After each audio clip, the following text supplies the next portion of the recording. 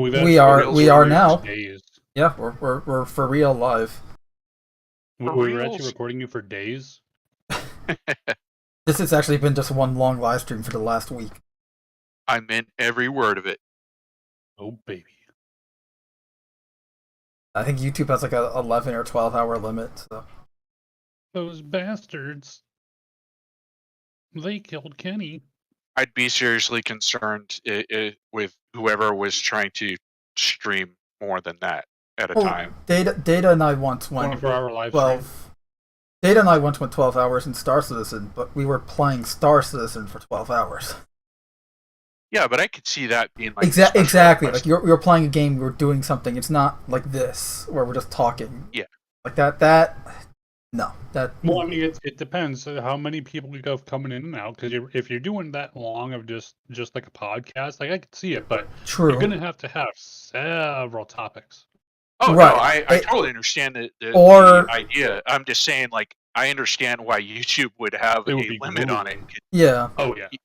In general, I'd be concerned with a person who just does that all the time. Whereas I could see you having to like set up, maybe put in a request to YouTube, like, hey, I'm gonna do this 24-hour live stream for this event, blah blah blah. Give me special access, kind of a thing. Like I know, like especially the only way I can really see it working, where you're just doing a topic thing for a podcast, is if you have a lot of people, like more than 6 people, or like alternating guests, and it's a lot of topics, or one topic with a lot of people, because you have one topic, but there's so many people that each person wants to talk about it.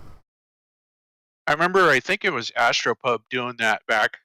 This was, I want to say, like 3-4 years ago during one of the sitcoms, and they ran a live stream from start to finish. But what they did was they swapped out who was like hosting. Oh yeah, the Redacted podcast, right? I'm sorry? The Redacted podcast, way back when. They did that too, yeah. But it was one of those things where it wasn't like they weren't telling you to go switch a YouTube channel. They just ported the YouTube to a different streamer, kind of like when they do raids. Yeah. So, but anywho, Star Citizen. Yeah, Star Citizen. Yeah, good segue there. It's all part of the master plan. Right, totally intentional. Yep. A wizard never arrives late. Always when he fully intends to. Okay, there. But yeah, no, been hearing a lot of positives about this past week of Star Citizen. I've been hearing a lot about, like, we got a release build and this and that, so start Alpha 3.17 soon. Yeah, and the FPS is like a huge topic.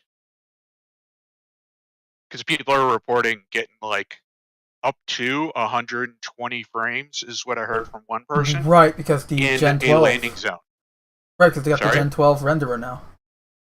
Yeah, and apparently the average seems to be that most people are seeing about 40 to 60 frames per second in landing zones. But like I said, some people are I'm sure with like top end equipment are seeing the 100s, the triple digits. But the big thing that I heard, and I'm not technical savvy enough to really understand it, but from what I'm understanding, the way that CIG is communicating what they've done is that this is the first iteration, and the process, whatever it is that they've done, I keep wanting to use the word streamlining, but that's not accurate. But whatever they've done, they're saying that this is an exponential increase, in that what we're not going to see is, just to put a number on it, not saying it's an accurate number, but just to put a number on it. Let's say that what we're seeing right now is a 20% increase. We're not going to see that increase, then it flattens out again while they try and figure out other ways to do things. They're saying, no, we've now figured out how to basically create this 20% increase, but the next time we iterate, it's going to be 40%, or another 30% on top of that, and it's going to keep exponentially growing as the Gen 12 technology like develops or understands how to streamline it better. So what I'm getting at in a very long-winded way is what we're seeing is not going to plateau. This is going to just continue to increase, is what we're being told. So Right. to me, that's huge. Yeah, and that's the thing. It's like it's not going to be like, oh yeah, the performance is great now, but then they'll add more things into the game. It's like, oh, the performance got bogged down again because more stuff. Right. And, like that's not going to happen. This is it's first implementation. Like everything else they do, it's tier 0 of the Gen 12 renderer and the performance improvement. And from what I heard, a lot of it, like it should be better, but a lot of it is still bogged down by the DirectX 11. Yeah. Because actually, I heard a really good I can't think of the word right now. Example given, which is think of it as the overall game engine and what they're trying to build here. Let's think of that as the cake. What they've been doing is trying to get the ingredients all to the same place, and what Gen 12 is like is kind of like you gave a different ingredient to one was given to a person walking, another was given to a horse, and another was given to a car, and they all took off and they're all heading there. I think I know this joke. What Gen 12 does is they gave the horse meth. So the horse is going a lot faster, but it's still a horse. They're still looking for how to do it to the car. And when they figure out how to give the car meth, then it's going to increase even more. If that makes sense. Messed up. Good one. Man, I wonder when this situation crystallizes. One thing I heard though, that analogy came from a different streamer. I just want to say I didn't come up with a math idea. Go ahead. One thing to note though is oftentimes when a patch goes from PTU to live, performance drops a bit just because you're usually exponentially increasing the amount of people that are on the servers. Because it's like PTU, you've got maybe like a 10-20% of your player base there, versus the live servers where you've got 100%. Right. So there usually is a decrease in the observed performance in PTU to live. So just temper expectations somewhat. Also, what they're saying is like if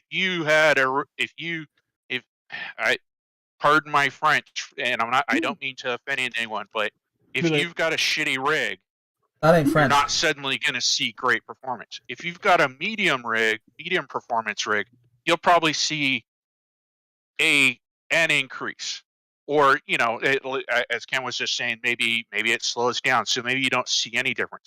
But if you've got a top end rig, then you're probably going to see the maximum effects of that benefit of what they've implemented.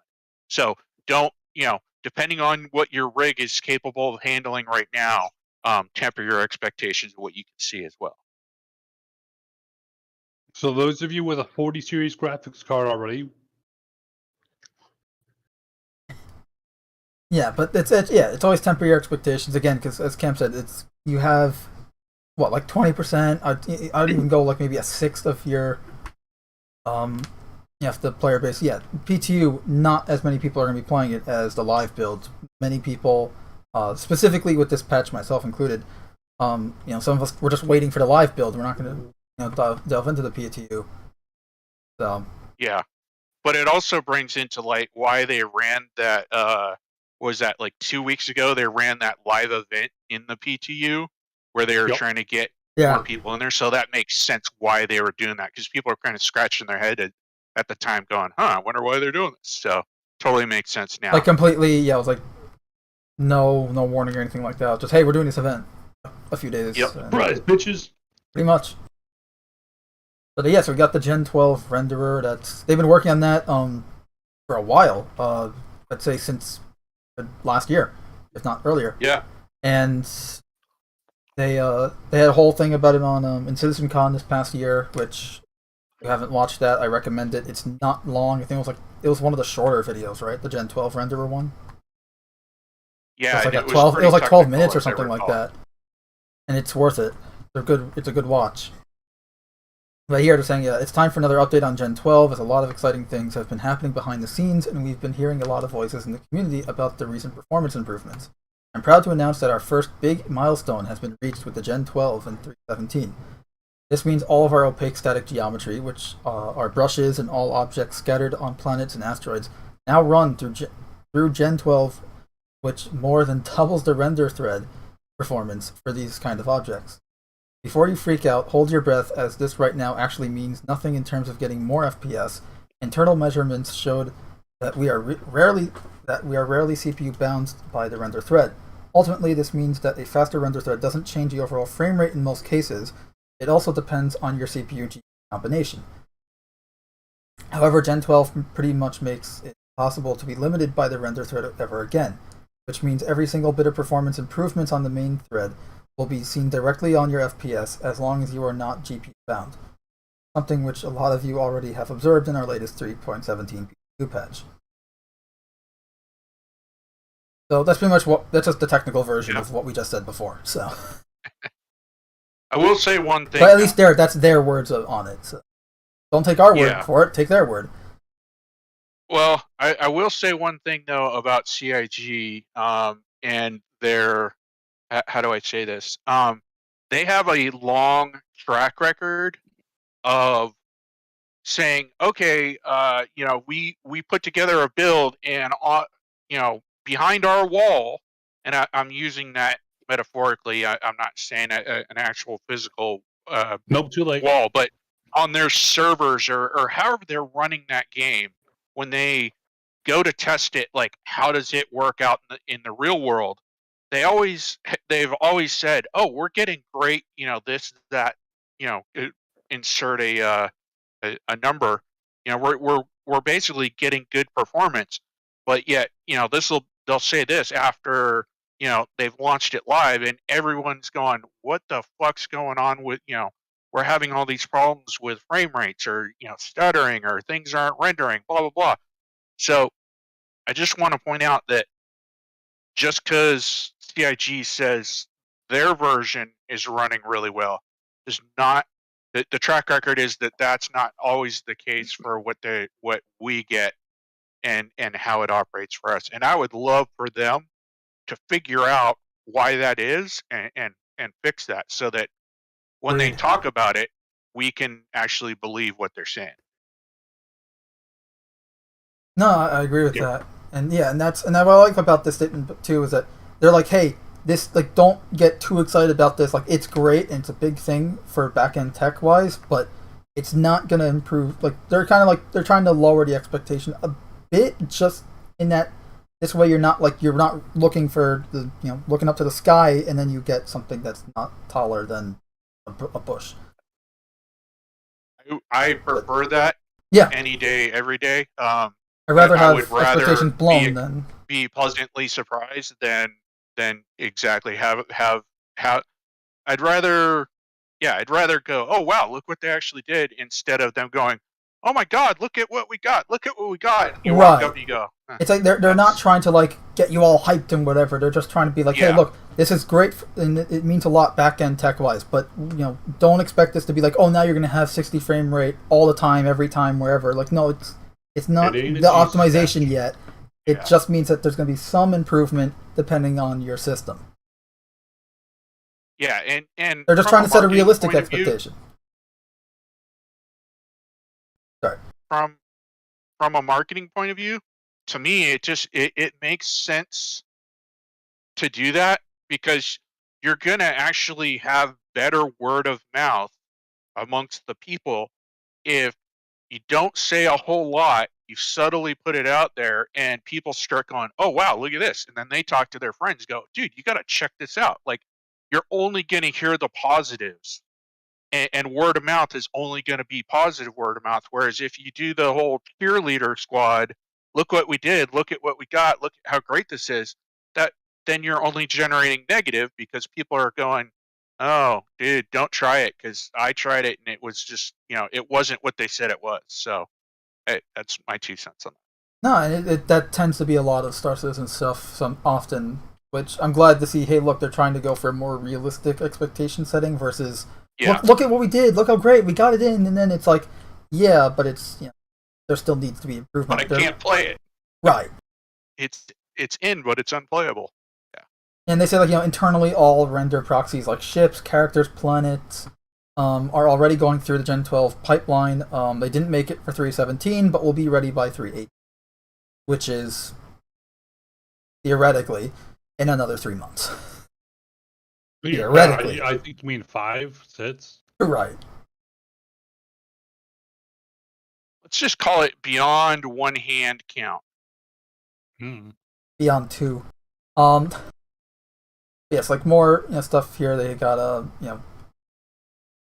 apparently a lot of ships on screen tend to be heavy on the render thread and stuff like that. So just more details and tech side if you guys are interested. Good point though is that now that that's going to become an issue, I think that increases our chances of seeing some of the older ships getting their reworks because they're recognizing that, hey, to help improve the performance, we need to optimize these ships again so that they, because the old systems are just rendering hell for the systems.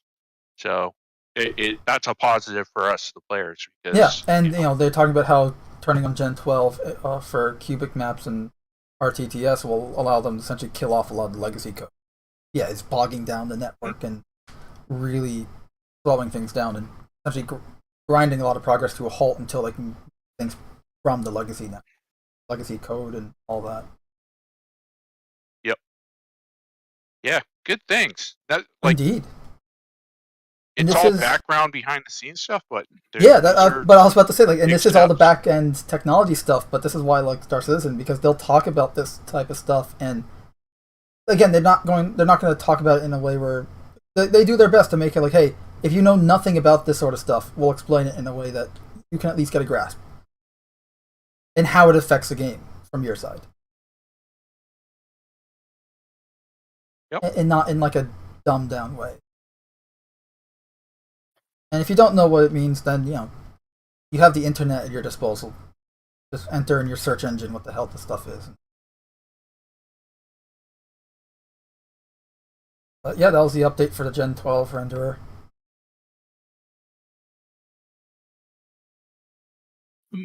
One thing I'll note too in the PTU, among other things that have been updated, so the shop kiosks, like the terminal interface there, has been updated. I'm not really a fan of it, of how they've got the new menu laid out and such. Which is fine. This is the first iteration of it. Okay. But I'll say they also went and did the ASOP terminals where you request your ships and vehicles at, and I am a fan of those. It feels a lot better, a lot smoother. Just did they get whole rid of the stickiness? Not really. Like it's different, but it's still sticky. Still sticky. Stickiness is it's just one feature I've never liked about the game. It's just it's so frustrating. You got to back up like 10 feet to get out of there. Yeah.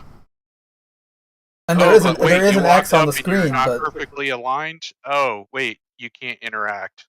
But we're gonna hold you here. Oh baby. But you like it that way, don't you?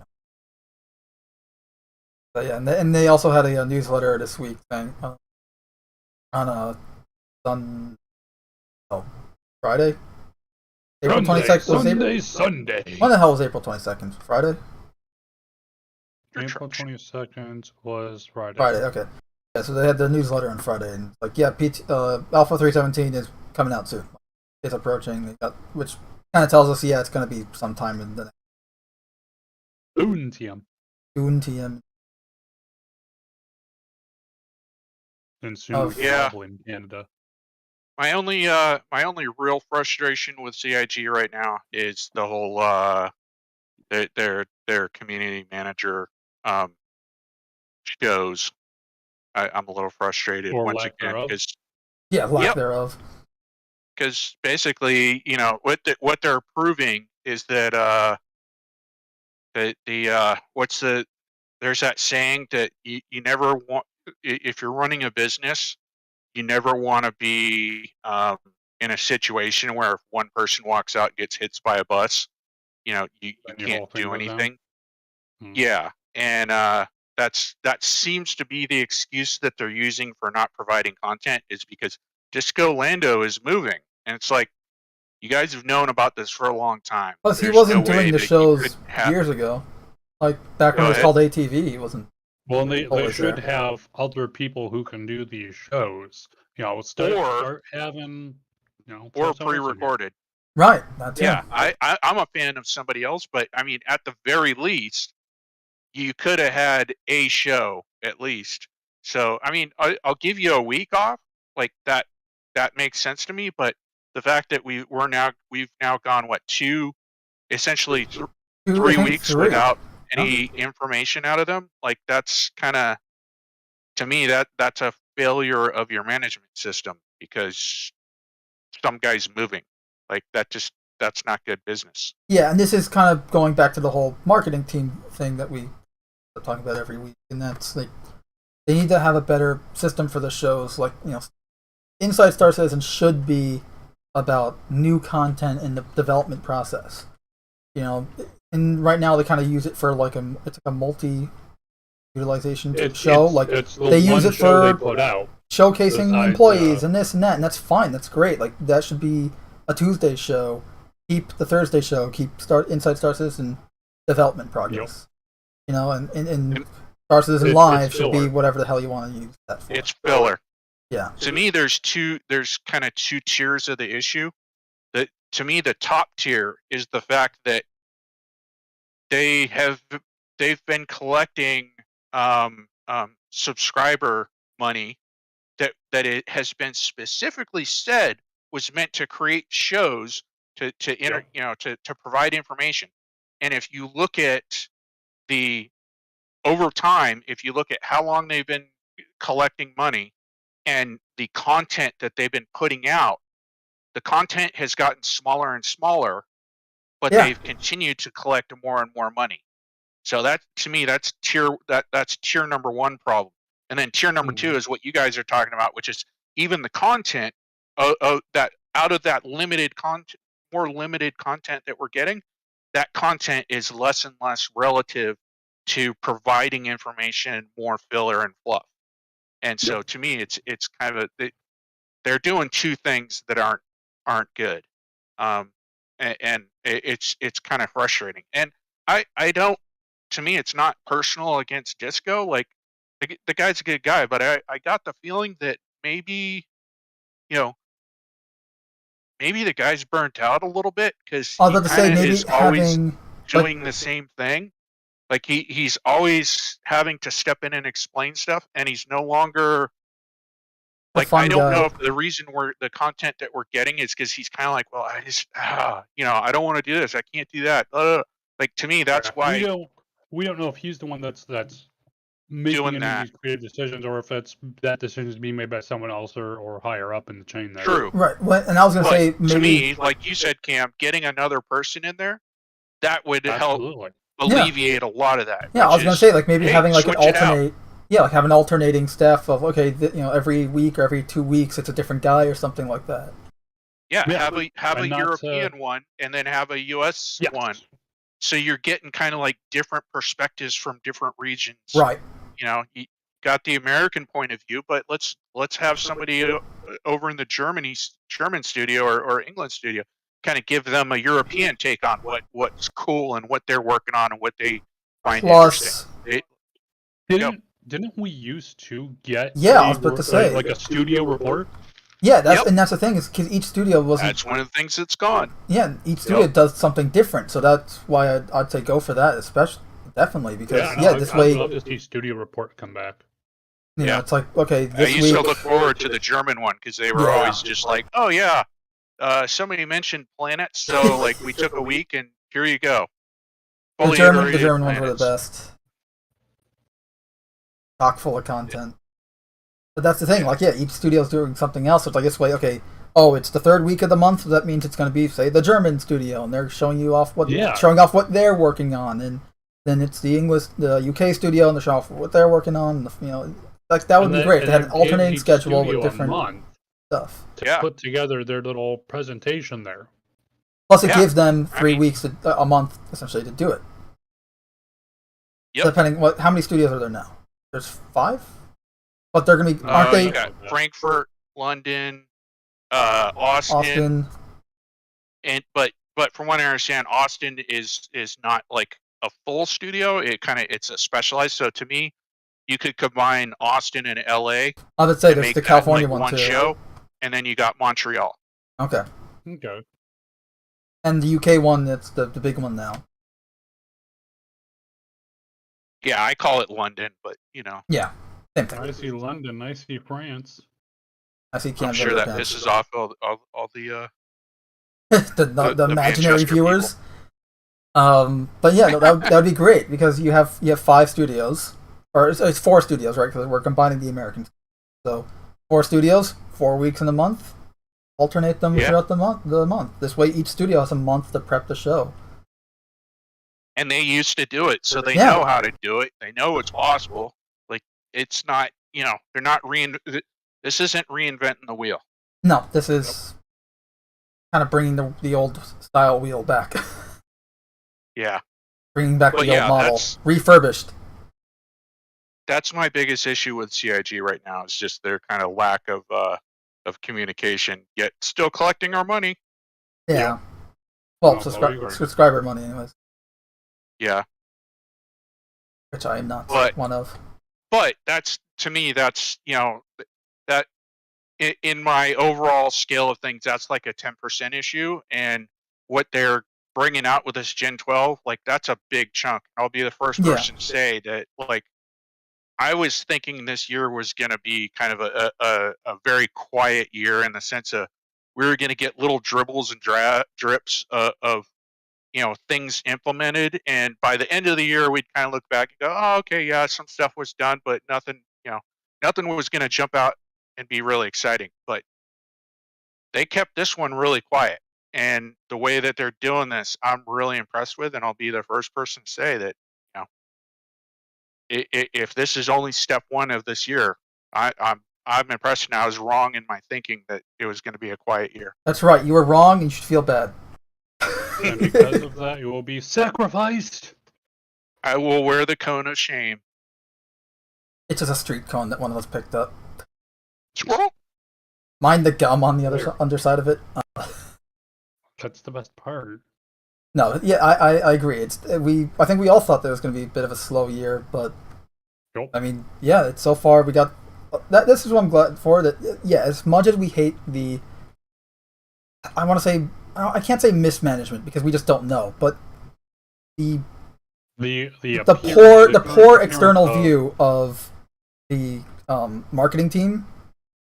Thankfully, that's not involved. Like that's not the development side of things. That's the marketing team. So, like the development side of things is still going pretty well. And like, see the Gen 12 renderer now, and all the stuff adding in 3.17 that's coming. It's a small problem, but still worth pointing out because it could be better and it should be, especially since the marketing and community management side of things is obviously how the devs and the community interact with each other, and that needs to be. To me, I wouldn't even bring up the subject if they weren't collecting so much effing money. Like that's right. That's the big problem that I got. Stated to be specifically for making community content. Yes, and for anyone who doesn't know, the subscriber, if you're a subscriber on the RSI website, whether you're a what are the levels? There's the $10 a month and $20 a month. Centurion and Imperator. Imperator. Something like that. Okay, so those are the 2 tiers. Raider. Something a nader, and so yeah, if you're subscribing on the website, that money goes to all of the video content, like the community management side of stuff, like Inside Star Citizen Live, that sort of stuff. That's all funded by the subscribers. And supposedly. Problem is, like, that's what it specifically says when you sign up for it. That's my whole point. Like, they specifically state this is what your money will be used for, but yet look at what you're actually getting. You're getting less and less content. And that's why we feel important to mention it, because if you're a subscriber, you're funding these shows that used to be really good. Like, remember that Citizen Spotlight show they had every Tuesday, way back? Yeah. That was great. We used to have, what was it, like 3 shows a week. It was like Tuesday, Wednesday, no, there was 4 Tuesday, at one point. Thursday, and Friday. It was Tuesday, Wednesday, Thursday, and Friday. Because remember, there was Lore Maker's Guide and Bug Smashers at one point. Yeah. Yeah, Bug Smashers was good. Yep. I wish they'd bring that one back, but I don't think we'll ever see it because that's the show that got them into legal trouble. Which one? Bug Smashers? Yeah. That's why CryEngine supposedly sued them. It's because they were showing their code on screen. Those guys. Thankfully, you can still watch the old ones. Although, I don't know why. What was it? Mark Abbott? Oh. I think that was his name.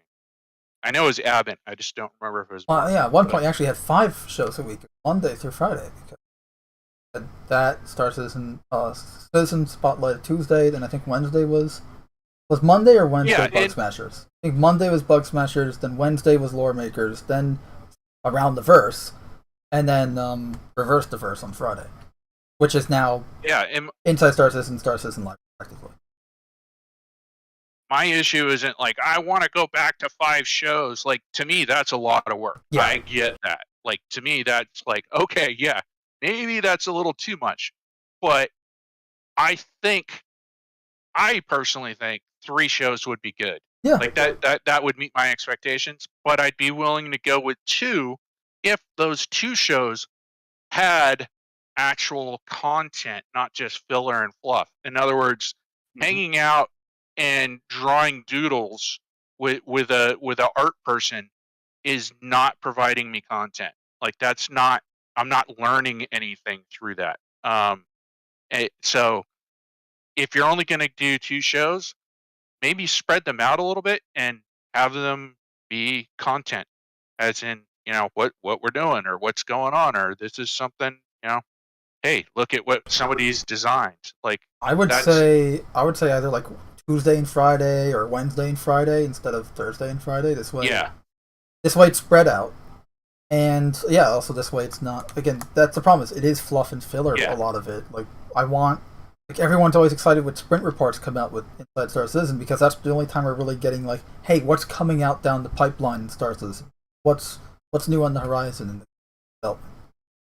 Yeah, I've heard people don't even watch the shows anymore. All they do is read the monthly report, because they get, the common saying is there's no content to the shows. Like, they don't even review the monthly report. Like, for some reason, the content managers seem to think, or the community managers seem to think, oh, well, since we put out the monthly report in a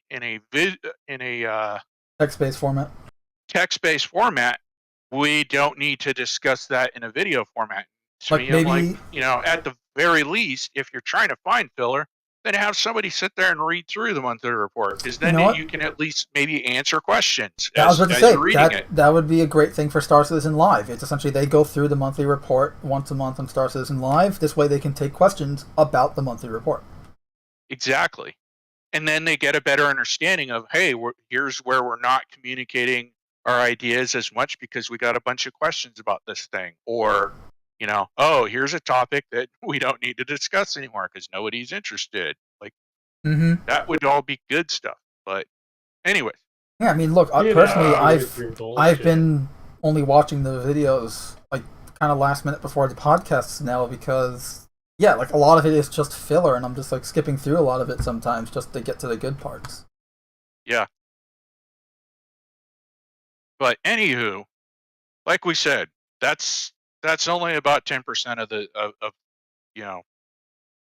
No, that stuff is kind of just 10% of the issue being negative. I think everything else they're doing, the other 90%, is they're charging hard and they're doing a good job. Yeah. No, again, that's literally just kind of exclusive to the marketing.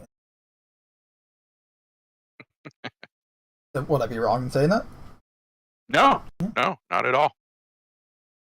And although so we got this weekly, the schedule for this week. Monday, obviously, is Star Citizen, which is green right now. Tuesday, we got more lore updates. Wednesday's roadmap roundup and roadmap update, so the roadmap's going to be updated. We're finally getting inside Star Citizen again this Thursday. And Star Citizen Live, weekly newsletter, subscriber Vault update, and Gunpoint April 2022 edition on Friday. So, I guess a normal Star Citizen week. Hopefully, Star Citizen actually has some content this week, given the hiatus for. I got a theory that maybe they've had some content that they were kind of waiting for 317 to drop to be able to kind of go into 317 and discuss it, but the fact that it hasn't come out might also be part of the reason they're kind of like, we got nothing right now because it hasn't dropped yet, so we can't talk about it. That's just an idea. I mean, it's possible. Dangerous thing ideas. It would be interesting if they showcase more salvage-related topics inside Star Citizen this week, given how 318 is mostly relegated to salvage. We hope. We hope, yes. At least according to, as of right now on the roadmap, it is. Yeah. Oh, maybe like even if they're just talking about the cargo system refactor, that would be improvement. Oh, there's a huge portion of the community that is just waiting for cargo because it implies trading. Trading, it implies cargo hauling. Yeah. So which is it's a huge chunk of the game. So I would say might be inaccurate, maybe an exaggeration, but I would say somewhere between 50-60% of all the organizations of Star Citizen are revolved around some form of cargo transport, whether it's trading or just cargo hauling or transportation related orgs. I'd put that higher because I think even your basic, I'm going to use a generic term, your fighter organization still has somewhere in there. There's a logistics part. That's true. That is there to haul stuff to keep their people resupplied. So even ours has that. Yeah, like it's I would feel comfortable saying probably 80% of the community has a vested interest in cargo hauling. Right. No matter what the scale version of that is, whether you're a small org that's only supporting a couple fighters or a huge org that's going to haul the space lanes. Yeah, I would say maybe 60 or probably 70 would be more accurate. But like 70% is dedicated to it. Oh yeah. Yeah, okay, that's what I was going for. Yeah. But yeah, you're probably right. Yeah, maybe 90% or so is like everyone's going to be doing it. Even guys like us, like we're a combat / exploration organization, but we have a logistics thing where we have to carry cargo, stuff like that, because everyone's going to need to do it. Yeah, you want supplies, well, not you only move things from A to B. Like if you're supplying, like you said, if you're supplying security, even if your organization isn't actually doing the cargo hauling, you're going to need to understand the cargo hauling to better protect the people, the cargo haulers that are hiring you. Like you're going to need to know what their capabilities are, so you know what kind of ships to assign to properly protect the type of cargo hauler. All like they like once again, the fingers start, the roots start going deeper and deeper the more you think about it. So yeah, huge, ginormous. Who's giant? Why is he enormous? That's what his mom called him. Oh, baby. Dickus. But yeah. Sorry, what? Nothing. I was just quoting Monty Python. Dickus. Go away, or I shall taunt you a second time. But yeah, looking forward to that. But I don't know, man. I kind of got a feeling that we might see some of that get bumped a bit. Oh, it's totally going to get bumped and delayed. Every time. But even if it is delayed, I'd at least see, like, even if just talk about it and explain it more, that would be, again, an improvement. Yeah.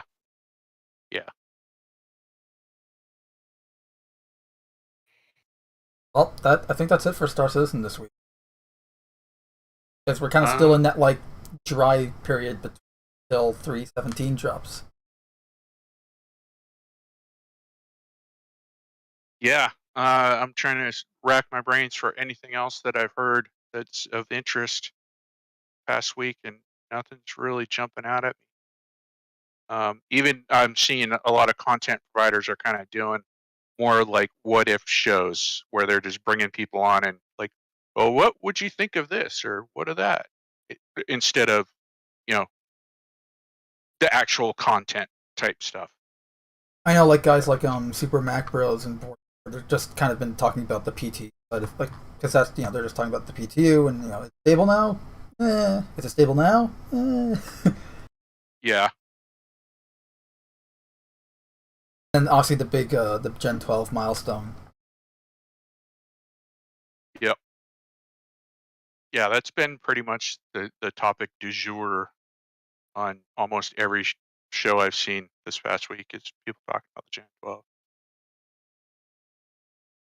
They're also like dynamic missions, ecosystem, something else they started working on already.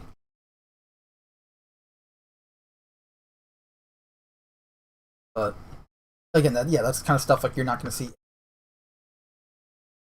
any substance on it for files. Ever. Possibly.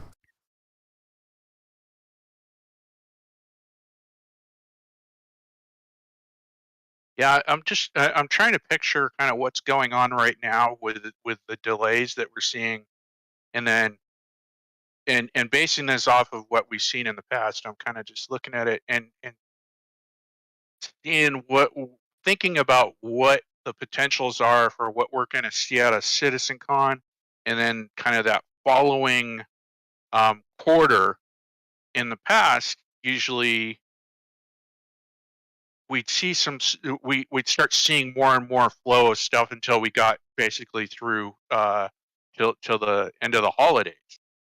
But with these delays, I'm kind of starting to think that this might be kind of a dry period even through that, just because like what kind of ships do you release for sale? Because in the past there's always been like 3 new ships, in the sense that there's usually a small, / light size ship, then there's usually a medium, there's usually a heavy. So with all these delays, do the ships that we've supposed to have gotten already, do those become the ships that we actually see, and whatever they were planning on releasing then gets even pushed even further back? Or like, are they just gonna start dumping stuff on us and we see multiple ships? No idea. Mm-hmm. But that's just where my brain's starting to kind of go with these delays. I mean, have we even seen anything regarding? Because remember, was it last year and 2 years ago as well, and I think 3 years ago we got those like A, B, and C, like those little panels of like what ship do you guys want to see, and you have the vote on it, and that's how we got the hover quad. Yeah. That's how we got the Spartan. And we're still missing a bomber. That's how we got the Raelin as well. I'm right early nowhere. So maybe like one of those things is going to be like a tease of the future ship, but that seems to be the case a lot of times. But okay, so again, I'm just speculating, honestly. At that point, like I have no idea. I'm just trying to think like maybe that's a what if possible scenario. Right, but what I'm getting at is I agree with you. But what I'm doing is I'm going down that hallway, and I'm going around I'm thinking around that corner, which is okay. So there's a couple ships that they've hinted about that we're supposed to be getting, but look at like 317, look at 318, look at the ships that we haven't already gotten that they said we're going to get. Because like the Vulture. Okay, the Vulture was going to be a 318 type thing. We don't know, if it's 318 exact or 318X patch, but if all that stuff starts pushing, then what are you releasing at CitizenCon, and then what are you releasing when at the ship during the ship sales? Like, do those mystery ships that we're still waiting on, are they still coming, or do they also still get pushed because the Vulture? Am I making sense in that thinking? Like in the way I'm trying to convey the thought process? Like it's almost kind of like a slide rule, and if the beginning part shifts down, does that also push the back end down with it, or are they just going to collapse it and we're going to see a bunch? Well, I know that because they've been trying to, and they've been kind of on the ball with this, but they've been trying to make it where if they're going to release a ship that's specifically tied to a gameplay function, so salvage or mining or whatever, yeah, they typically because they used to just release a ship whenever it's ready. Now they're like, okay, if the gameplay loop for the ship is not out yet, they're not going to release the ship, like the Vulture. No, it's not going to be released yet, because it's probably done at this point. But they're not going to release it because it's, salvage isn't ready. They want to release it with salvage. Okay. So if salvage isn't ready, they're probably going to delay it too, I think. So another big one that a lot of us, granted, there's been absolutely nothing solid put out on this, but the general consensus in the community is that we're expecting to see the BMM come out like SitCon, probably as like, hey, look what we finally did. Here it is, end of SitCon. It's now available in the store, kind of a thing. Well, that ship needs the cargo refractor, doesn't it? Does it? I mean, theoretically, but it would benefit from it like every other ship, really. It would, but it's also a legacy ship in the sense that, it's been promised for a long time prior to them coming out and saying, hey, we're not going to release any new ships, keyword there, that aren't tied to that. Because I agree with you. Like they've said, we're not going to release a ship that isn't tied into gameplay anymore. So, but the BMM kind of fits into that legacy ship that you don't know if they're going to follow that line of thinking. And because they've been highlighting it as, showing us the sneak peeks of it's in production, do we still get that even if 318, let's say the Vulture, because it's a relatively new one, 318 gets delayed, cargo gets delayed, so they go, well, the Vulture is in a way or salvage, sorry, not cargo, salvage. Salvage gets pushed, so they go, well, the Vulture is attached to salvage, so we're not going to release the Vulture until we actually get the salvage out. And then does that mean that they hold off on the other ships afterwards? I don't know. Just thinking around corners. What did we tell you about thinking? Not saying that I've got the right corners either. So, but that's where my brain's been going lately. Have you found it yet? No, it left and it's not coming back. I've called for it, posted signs in the neighborhood. Mega J1's in the chat saying, hey guys, how's it going? No, it's good. We kind of just, I guess we wrapped up on the Star Citizen stuff unless anything. We're going Flintstone. We've picked up the car and we're running with it.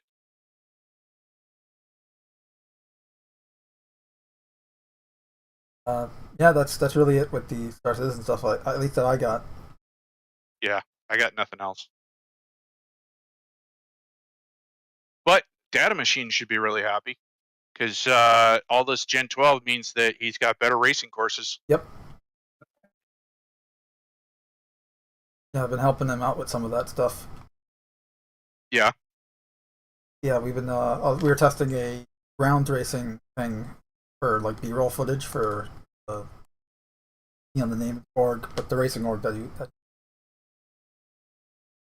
Okay. And I actually have, I think I have some of the footage on the. It's just funny that I got caught on some branches on Hurston on my Cyclone. Aww. Some wonky things happened. I accidentally hit his vehicle too hard. I got a crime set. Imagine that. Imagine that. I can't. Okay. I'm really looking forward to them getting rid of crime stats. I really look forward to them going to the reputation system. Oh, so you want to be a dirty fucking criminal? Okay. Last night I was playing with one of our members, and I found my corpse in space. I'm like, okay, let me get it inside my ship so I can loot it, at least get the free gear. And I hit the corpse accidentally when I was trying to maneuver to kind of like scoop it up, and it gave me a crime stat for hitting my own corpse. Yeah, level 2. Yeah, the whole crime stat thing is just a broken mechanic to me. Yeah, supposedly that's Probably that specific bug where you're hitting your own corpse with your ship is gonna get fixed with 317, but the live builds and it's still.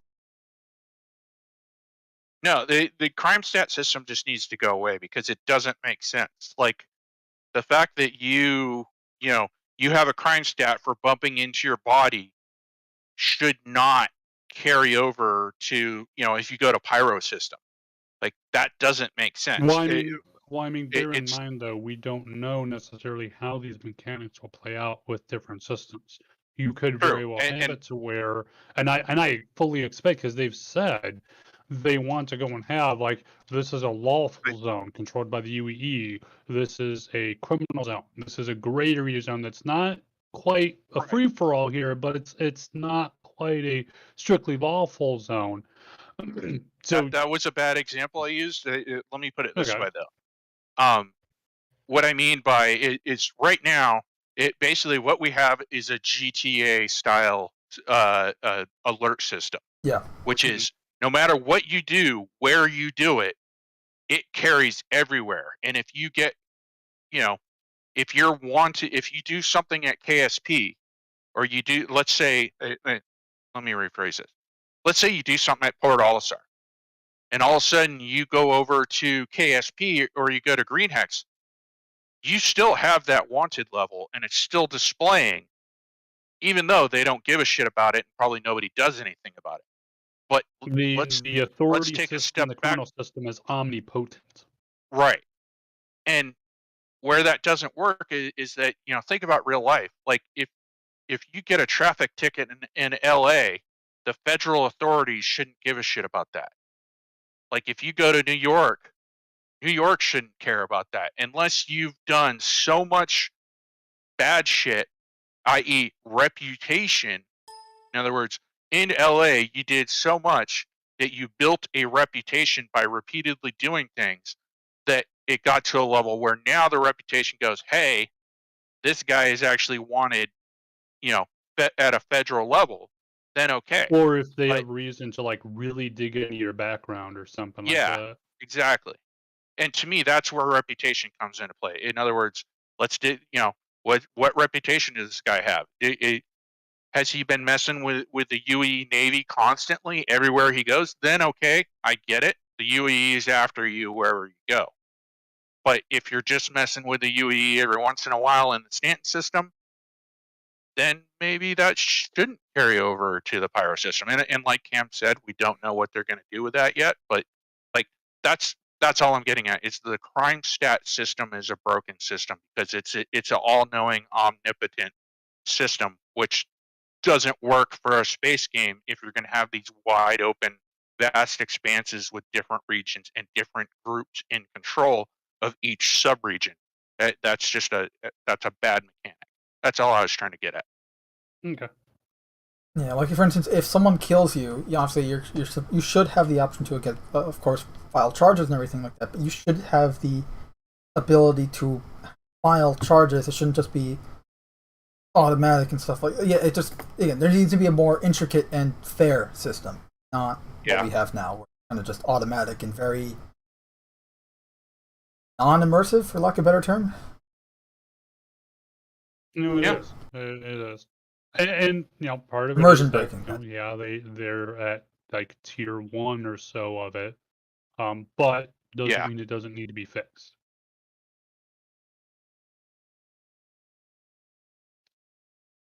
I also see that we need, how do I put this? We need it to be reputation based, but I also recognize that it needs to be very carefully done, because there is the potential for the system itself to become very how do I say this properly? Player unfriendly. Yeah. Just think about it this way, which is, if we were to fully develop a system like we see in the real world, where it's, jurisdictions have different authorities, and like we're racing around in this giant space game, so every place you go to is a little bit different, nuanced in how they interpret the laws, or what laws they even follow, and blah blah blah blah blah. You suddenly get to a point where it's like you got a player who's never visited this area and does one wrong thing, and without being able to properly reference what to be careful of, you're going to have a lot of players who are, granted, some of us might call idiots, running around doing stupid shit and then going, why the fuck is everyone after me? And, those who are in the know are like, well, duh, look what you went and did in this jurisdiction. It's well known not to do that there. Like, or you didn't, One thing too. you didn't bribe that person. So I just see a lot of players kind of who aren't necessarily into the game and really knowledgeable, having a lot of problems with it, with a well-developed system like what we're talking about. I just think that's something to be careful of. No, I agree. Yep. One thing too, on the other hand of that as well, another issue would be that if you have players that, because we're supposed to have a whole lot of systems, right? Yeah. And if you go and end up with, so let's say you got 100 systems, and I'm player Bob, and Bob just spends a month in a system, causes havoc and chaos everywhere I go until it gets to the point that, hey, the authorities are after me. And then I go and I putz off to the next system. And then I do the same thing. And then I just keep on going from system to system to system, causing just enough chaos that I don't paint too huge of a target on me. But if you actually look, and this would be where reputation should come into play, to where, well, hey, even though you've never been here, the UEE is aware of the sum total of crimes and stuff that you have done, and hey, you've done you did a enough general petty background shit check that you're and persona non grata. You're wanted by like 17 other agencies. Yeah, totally makes sense. And even if it's misdemeanor shit, it hasn't gotten to the point where, hey, you're on the most wanted list. You do enough of it, it should still go and start putting a bigger and bigger price on your head, kind of thing. Just because I don't want to see people on the other end of it essentially just cheesing the system to stay far enough below the radar, but still going and fucking with people without suffering the consequences that someone else would if they were doing the same stuff in one area. Yeah, no, I am totally on board with that. Like, I think that should be a thing. You should maybe as a player, you can't just bring up your Moe glass and type in a name and get a full report, but maybe there's like in-game investigative agencies that you can contact with a name, and you pay them a certain amount, and within a certain amount of time you get, depending on how much you pay determines how long it takes to build the file or the dossier on that person or whatever, the subject. But essentially, you pay some money, you wait a period of time, and then boom, you get a full record. report. Yeah, exactly. And that might tell like you, that idea. Yeah. Hey, this guy's got, for the past 3 years, he's wanted in 17 systems for, all this crazy ass guy shit. that was saying he wants to be a gunner on your constellation and help out on your crew has been involved in 25 shipwrecks in the past month. Yeah, or every ship this guy has been on for the past 2 years has had a piracy incident shortly after him, coming aboard. Like, yeah, that should absolutely be there. But also, just you bring up somebody hands you a mission to bounty hunt, you should be able to tap some keys and go, oh, okay, this guy's a dangerous guy, or oh, this guy's only had like one traffic ticket the past 3 years. Like, I don't have to really worry about this guy being a a lean, mean criminal. At that type. point, you should be able to show up and be like, "Hey, you idiot, pay your fucking Yeah. fine," and that's it. Yeah, exactly. And that would help mediate the players' response levels to the situations that they're going into, instead of always being loaded for bear. So yeah, I would like to see that. Hopefully. Totally makes sense. And I also think that there should be a way to tie that to the ships as well.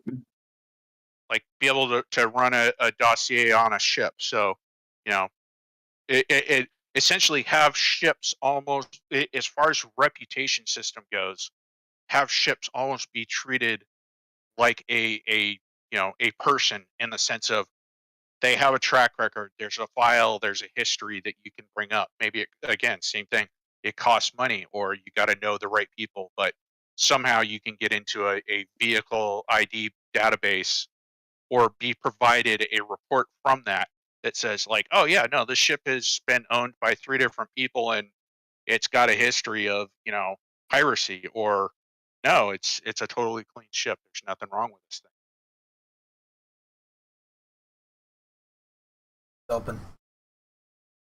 Open. So anyways, I hear that Musk is going to buy Twitter. Yeah, I think he did. Went through. Oh, did it? Supposedly. Oh, wow. Yeah, it was fun. It was fun seeing everyone lose their shit about it. But yeah, honestly, yeah, that's what I'm just enjoying, is just right? Seeing people talk like, how can you let a millionaire be controlling a social media platform like this? I'm just like, like there wasn't one before. I hate to break it to you. Every other social media and every other news, but like I think it's something like 60 or 70% of all U.S. news organizations are owned by like the same 1 or 2 companies. Yep. Which it's not surprising, but it's like. How do you not know this? Yeah. Like, don't you find it curious that, like, a bunch of left-leaning, I'm just picking left, because this case applies to all spectrums of the politics. Yep, left, right, center, others. Let's just say there's some very prominent left-leaning news organizations in the U.S.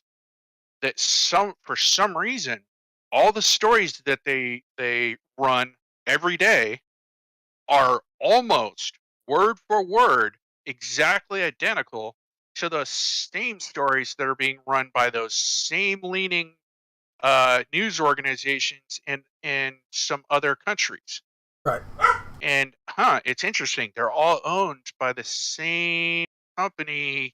Once you dig into it, hey, here's what we're covering today. Yeah. And I'm constantly amazed at the fact that people are amazed by that. Like, no, I'm just enjoying it with with some mods on the sidelines, just because this is entertaining in a sadistic way, but or morbid way I should say. But like it's ironic. Like, oh no, a multi-millionaire owning a social media thing, blah blah blah. Meanwhile, Jeff Bezos owns the Washington Post. Yeah. It's like or what's face Lizard Man, Facebook guy, Zuckerberg, right? Or Zuckerberg. Lizard Man. Zuckerberg. Yes, stuff like that. Like all these companies and platforms are owned by some multi-millionaire, and even if they weren't, like, you look at the stuff on it, like, Cam, we covered literally a year ago or 2 years ago now. We covered that story about the that kid with the child pornography on Twitter, and how it didn't go away until Homeland Security got involved.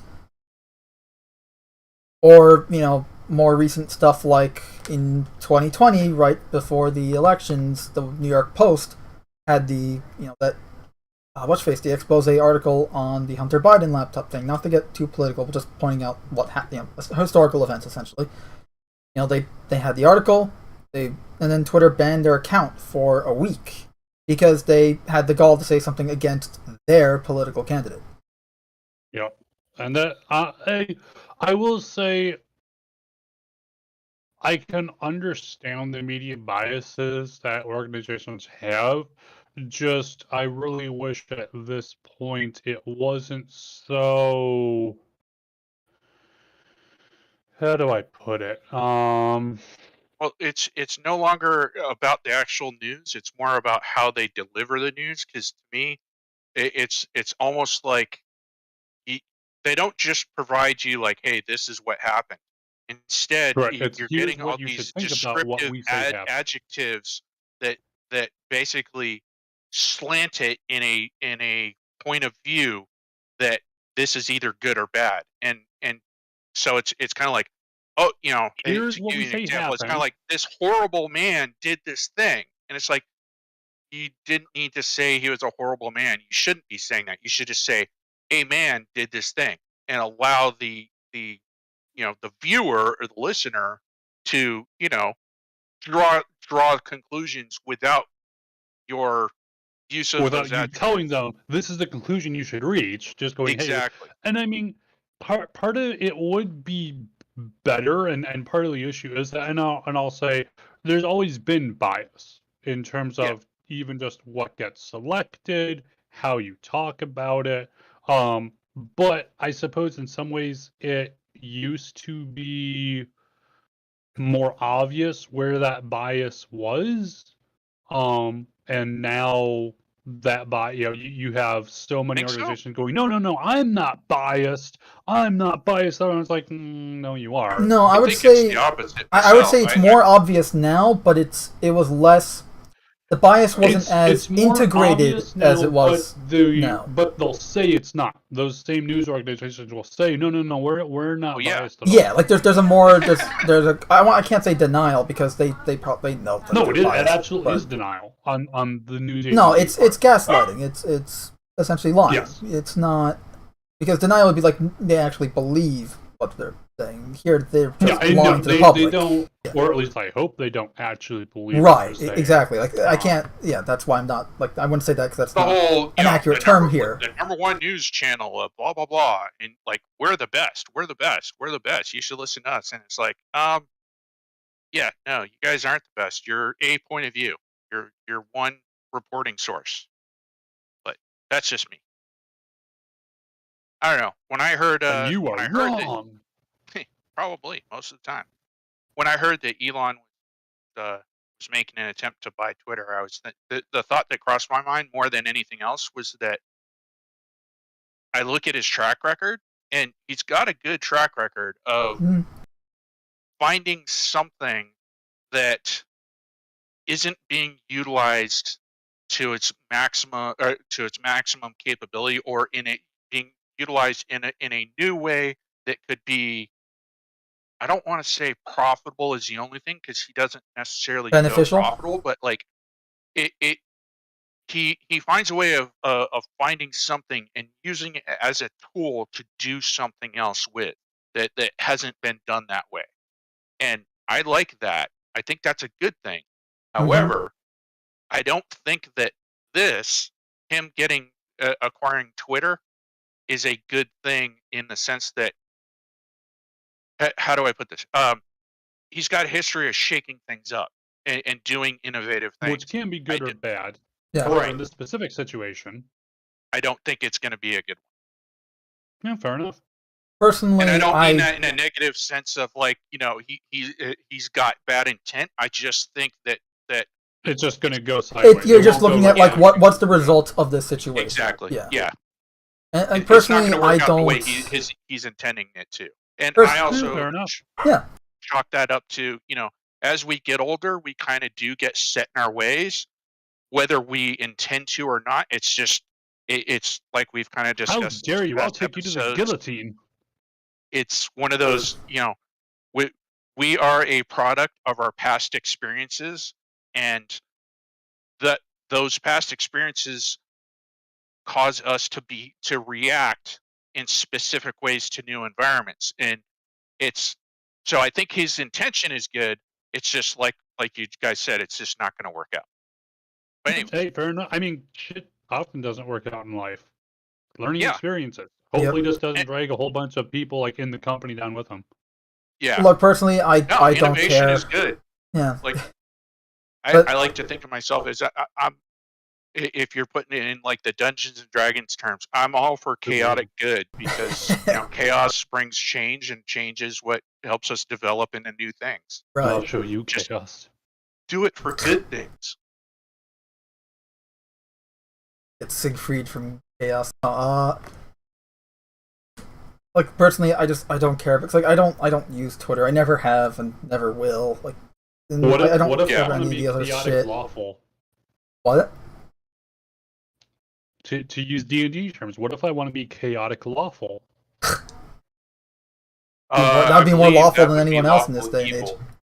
No, not lawful evil. No, I'm not being evil. I'm being chaotic, but lawful. So you're twisting the law to your Those will. Are two essentially loopholes. Ends of the same spectrum. It's essentially just loopholes. Details. He's committing crimes, but it's illegal through loopholes. It's legal through loopholes. Evil. It's legal through loopholes. That would be lawful evil.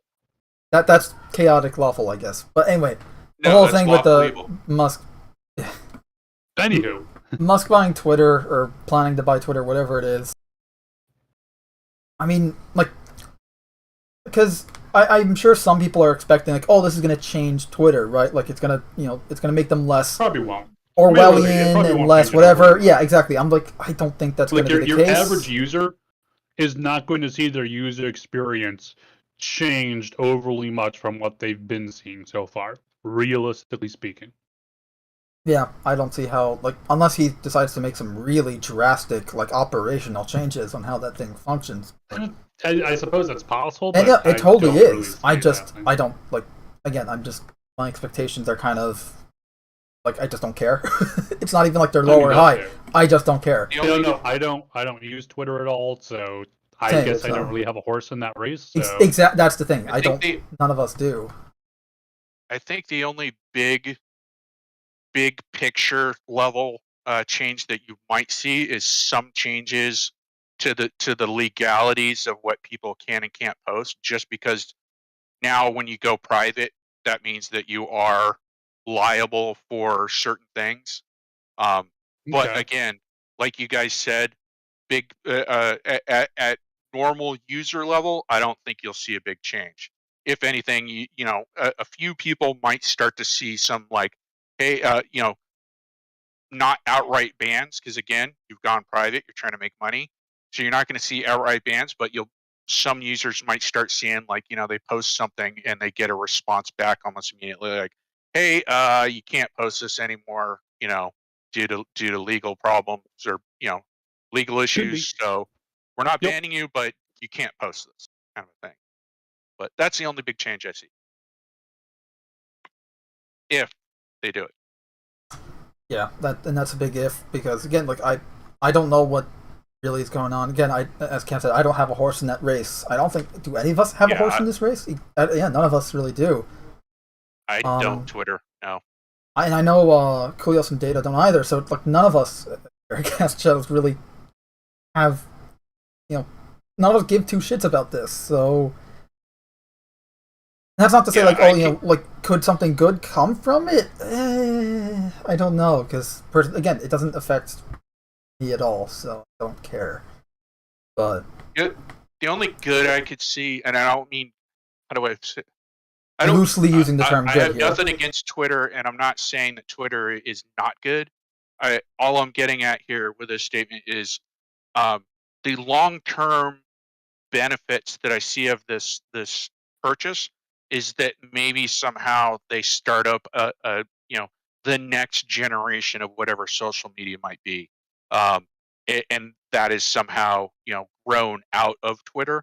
But I think Twitter itself is just too big of an entity in itself to be able to change with the times and become a new thing. So I don't foresee. I can see that actually, because especially with SpaceX and what's going on there. I mean, look, the whole reason why he's doing all the electric car stuff is because an internal combustion engine isn't going to work on, say, Mars.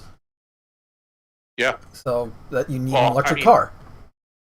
Okay, I mean, a modified version would, yes, but the general design of an internal combustion engine, as we have it today on Earth, would not work on, because it needs an intake of air, and But that's why you got. So you got the electric We're cars. going to He's kind terraform of, it.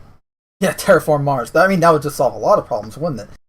But yeah, so he's got the electric cars. He's got SpaceX, Wait, trying to get people to if- Mars. So this could if they be. terraform Mars, would the Martians be able to say they took our Mars? They took our Mars. They took their Mars. Probably. Yeah, I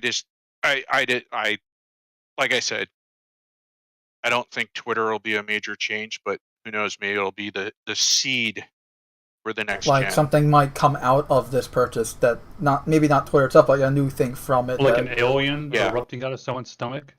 Yep, Yes. splattering Precisely. goo across the social media web sphere. Oh, baby. Go on. Tell me more. But yeah, that's really all I got to say on this thing. Like honestly, I don't give two craps about Twitter. So My final thoughts on it. Twitter, I barely know her. I came up from a back, from having been in the military during the process of social media becoming social media. I was constantly being briefed on security issues, and it just kind of like over time and all these security briefs, I just kind of developed a distaste in general for the social media stuff. And it was discouraged. Like if you're traveling in a foreign country doing doing work for the military, they don't want you social mediating everybody, what you're doing and where you are. So, of course they discouraged it. So it just made it easy. So I actually there's also a whole slew of psychological problems, according to many medical journals I've read, and plus the whole idea of you want to minimize your digital footprint. You don't. And what a lot of these social media platforms do is essentially you're I wouldn't say doxing yourself. That's probably exaggerating, but you're essentially keeping tabs on yourself for other people. Yeah, you're self-reporting. Exactly, and it's you don't want to be doing that. Again, you want to minimize your digital footprint, not the opposite. Look, what could possibly go wrong? Well, I mean, look at the war in Ukraine. The Ukrainian intelligence services using Russians' social media to pinpoint where their formations are. Like that's oh hey, this guy is case in point, ladies and gentlemen, his girlfriend in Russia from this location in Ukraine. Well, let's target that area. Boop. Case in point, ladies and gentlemen. Thank you, Callsign, for pointing that out. Yeah, exactly that's the thing. It's you don't. And of all shows that mentioned this too, I think it was Agents of S.H.I.E.L.D. back in this is back in 2013. They actually meant. I'm pretty sure one of the main characters, Coulson, actually mentions that the modern day and age, people are spying on themselves. Does a lot of the legwork for us, or something along those lines. It's that's kind of unfortunate that people are essentially spying on themselves for everyone else. Yeah. Well, I mean, and it's why I don't have any of this shit. I can remember as early as I want to say 2003. Whenever I would go to work, you were required to essentially when you walked into your work, the front door of your work building, there would be a kiosk of essentially PO boxes on the wall, and every PO box would have a key, and you would take your cell phone out and you would put your cell phone in one of the little lockers, and you would take the key and you take that back to your office or wherever your workspace was and put that in your locker, and you would not access that until you left the building again, for lunch or to go home. That was 2004. The military was like, we don't want anybody being tracked, because not only can you be tracked by geolocation, but they were already saying, yeah, your cell phone mic can be turned on without you knowing it, and everything within hearing distance of that microphone, it can be picked up and recorded. Yeah, And that was and That's the 2004. best part. yeah, and obviously, like, you have your. You ever watch the movie? What was it? It was Will Smith and Gene Hackman, Yep. NSA I don't agent. remember what it was called. I don't remember but what it's yeah. called either. Public Enemy? No, I don't remember what it's called. But that was a good movie, kind of showcasing a lot of what we're talking about. Yeah. Like, And I a lot of would people say thought, I would oh, say it's just Hollywood. fairly accurate, and that was back in 2001, I think. Like that was early 2000s film. Yeah. Yeah, a lot of that's the one interesting thing I'll give about Hollywood is they do have a tendency to bring up issues that are ahead of their time, but because it's Hollywood, people have a tendency, and Hollywood has a tendency to embellish as well. So people kind of see that and go, "Oh yeah, no, that's just a story." But those in the know usually have a tendency to go, "Oh man, Yeah. yeah, no, that's Like I was actually really impressed when I accurate." watched that movie originally, and like, hey, they actually gave him a Faraday cage for his operation center. And what's a Faraday cage for those? Exactly. Yeah. Yeah. Right. How do I build one? Carefully. Yes. Well, Carefully. you know it's indeed. mainstream when you see a Faraday cage being offered in Arma as an item. How does that work? Arma? Like, it just fits in your backpack? Oh, there's an actual like a little cargo container that is essentially built to be a Faraday cage. Oh, really? And so you can actually place it like on the map and have it as a location that like you can be inside of or run into. How big if is there's it? Because gonna I'm just be- imagining like a fold-out thing that fits in your backpack inventory. Like, Oh silly. no! This Okay. is Okay. like Good. a It's realistic. cargo Okay. Good. container, Good. Like a shipping container. Gotcha. Good. I was expecting like some Yeah. silly video game BS. No. Like, it fits No, in your they actually backpack. do You roll it good out. job You with it. wrap yourself in tinfoil though. But that's the best part. It's so comfy. Well, they actually do have that as a equipment inventory item you can put on your head, a tinfoil hat. It's pretty funny. Oh, But To keep anyways, the aliens in line from probing your butt or reading your mind. Was it Weird Al did that foil song as part of his Mandatory Fun album? what didn't Weird Al do? Let's see. He actually did "Dare to Be Stupid" for the Transformers movie, the original. you're He did "This Is the Life" for the intro theme of Johnny Dangerously. Okay, if you're gonna list everything, this is gonna go on forever. Yeah. 'cause he did, No, he did some really good He's been stuff. around Yeah. a long time. I think he's still doing singles now, but he's not doing albums anymore. Does Get anyone singles here or- actually remember listening to Dr. Demento? Yes. Yeah, that's dating yourself. There's a lot Yeah. of people who don't even know what that You're seeing you're old. I mean, Yep. they're all. They're all old. That I did. I Back where I in grew up, my that was day. I want to say it was either Saturday night or Sunday night. I think it was Saturday night. I think so. It was like 2 or 3 hour long show of just parody music that was hilarious at the time. This was pre-internet, so it was really your only source of what's something crazy somebody's doing. I'll listen to this show. Yeah, it was radio and TV. Oh, speaking of which, Uh-oh. Netflix. Oh, right, the Netflix stuff. So Yeah, that's a brief I'm happy to hear about it because I stopped thing. my Netflix about 2 years ago because it was just getting absolutely trash for what I was paying for. So to hear that they're basically going, nobody's paying for our services anymore. I'm like, yeah, dumbasses, we've been saying that for a couple of years and you didn't listen. Sorry, Yeah, so get down Netflix off the box. Netflix has been losing subscribers. I think they lost, according to a Wall Street Journal article, as well as a New York Post article that I read on Saturday.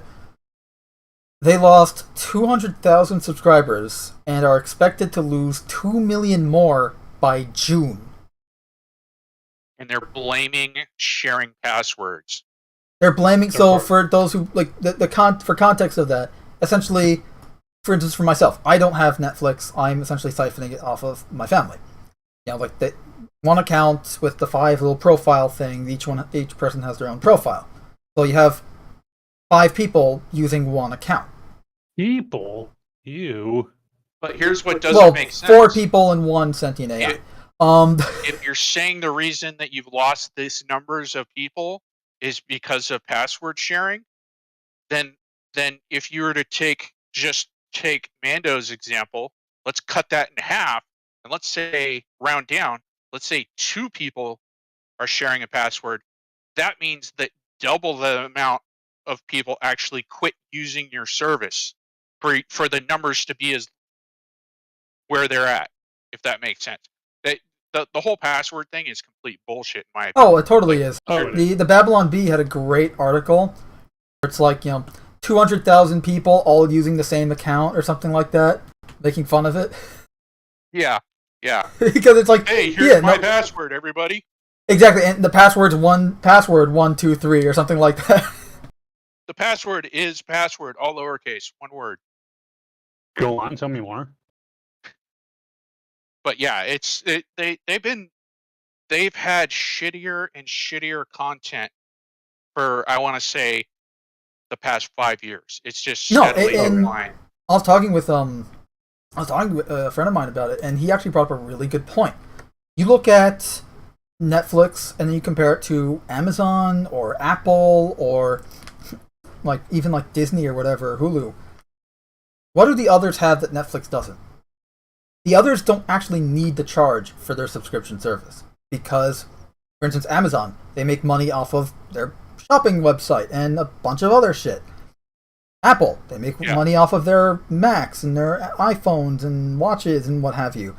All these other companies have a main source of revenue that is not the subscription fee. Even guys like HBO. Netflix only has Netflix. They only have the subscription service. Yeah. And then you take into account the price. Because of that, the others can charge cheaper. Netflix, which used to be originally back when it first became a streaming service, was $8 a month. Then it became they upped it to $11, and they kept raising it. I think now it's somewhere near $15 or something like that. But they keep increasing the price. They charged me $16. I think it's somewhere around there. It's not quite $20 yet, but it's going to get there. And as we covered, I think a few weeks ago, how Netflix is getting into the gaming side of things, specifically the extortion model. I mean, the mobile gaming model, same thing. They're not going to charge you for the games. Well, instead, they're going to include the price of the games into the subscription fee. So guys like my family, they're not going to be using these games. No one I'm really the only person that plays games, and I don't play for extortion mobile bullshit. And so essentially, they're going to be paying. TV? They're going to be paying for something that they're never going to use. You don't use? Exactly. Yes. We're going to charge you for shit that you don't want. Exactly.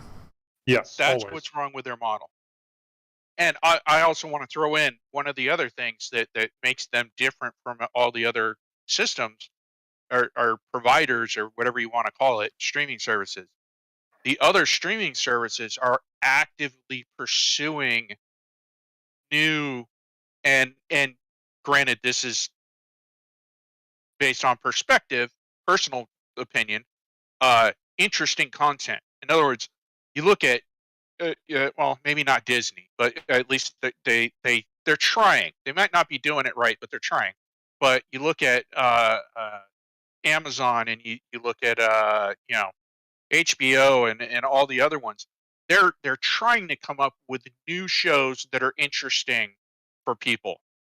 You look at what Netflix did. They went because what made Netflix a big deal was they were in the beginning, they're bringing in all these new shows and they're doing new and interesting ideas. And that's what drew people to it. But then in the last 6-7 years, they started going away from that and they were just going to the basically, what's the cheapest show we can possibly get just to provide generic content. Yeah, and that's the third strike here, right? The first strike being the price and what the financial side. The second being how people use it, and the third is the content itself. You look at Netflix, and I think I haven't used Netflix. I watched it recently because I watched The Atom Project with my father because it was okay. It's not anything great, but it's an enjoyable film. But it's like one film out of not using Netflix for a year and a half, at least personally. Like I haven't. That's exactly what I did. Is I was using Netflix and I found myself going, from checking it every couple of days and watching something new to they finally came out and they were like, hey, we're gonna up your thing to $16. And I suddenly stopped and I thought about it. I'm like, when's the last time I used Netflix? And I was like, it's been a month since I checked Netflix because they just consistently over like the past 6-7 months had not had anything of value. And that's when I just drew the line. Now, I used to use Netflix mainly not for new shit because I never watched any of their new stuff, save for like I watched a few shows. I watched that Lost in Space that they made when it first came out. I think it was 2017, and it wasn't great. I didn't enjoy it. I did enjoy their Helix? the what? Star Helix? Was it Carbon something? Altered Carbon. Altered Carbon. That was the last show that I saw on Netflix. I still haven't watched that. I'll admit, though. Yeah, but that's what I mean by like interesting content. Like, and that was what? That was 2016, 15. That was a long time ago. That they they haven't done anything like that since. And that's the thing. Like all their new shit sucks. Yeah, it's and if it's not even like, and if it's not just simply bad, it's controversial. Like here's some sexualization of little children or whatever. Say, like Star Trek was controversial, but it was in what I would say was a good way, in that it's challenging us to be better versions of ourselves. It also wasn't sexualizing it was minors. Using science fiction to make us question our current day, issues and controversy and problems. Yeah. But in a way that everyone could understand. Now it's in your face. This is what you should be thinking. Exactly. It's preaching, whereas old Star Trek was, hey, hey, join us in the conversation. Like, what do you think about it? Whereas now we have to tell you how to think about it. And that's no one wants that. Yeah. But the whole Netflix, like their quality stuff, like even Amazon, like, and I'm not saying like, but the other streaming services have good quality stuff. Like, no, not really. Like, I mean, Hulu.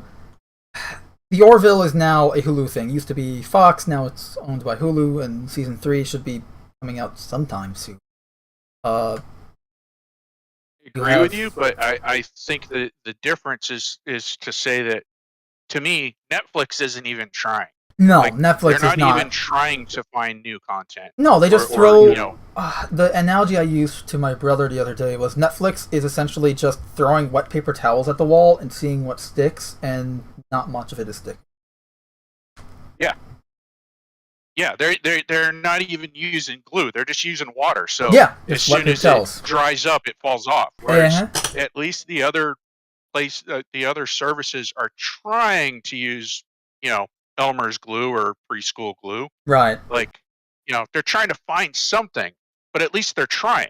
And that's the big difference. Yeah, and the thing is, like, with the back on the whole, like, they're just using water, wet paper towels. Yeah, like, once it sticks to the wall, then it falls off, meaning, like, even if they do have something that sticks and is decent, it doesn't have any rewatch value. Like, it's disposable. It's disposable entertainment, which Cam and I went on a rant. So it's like, whereas, like, at least some of the others, like, again, Hulu, I think, was a Crave TV thing originally, but now it's also a Hulu thing now. Letterkenny, the show, not Hulu.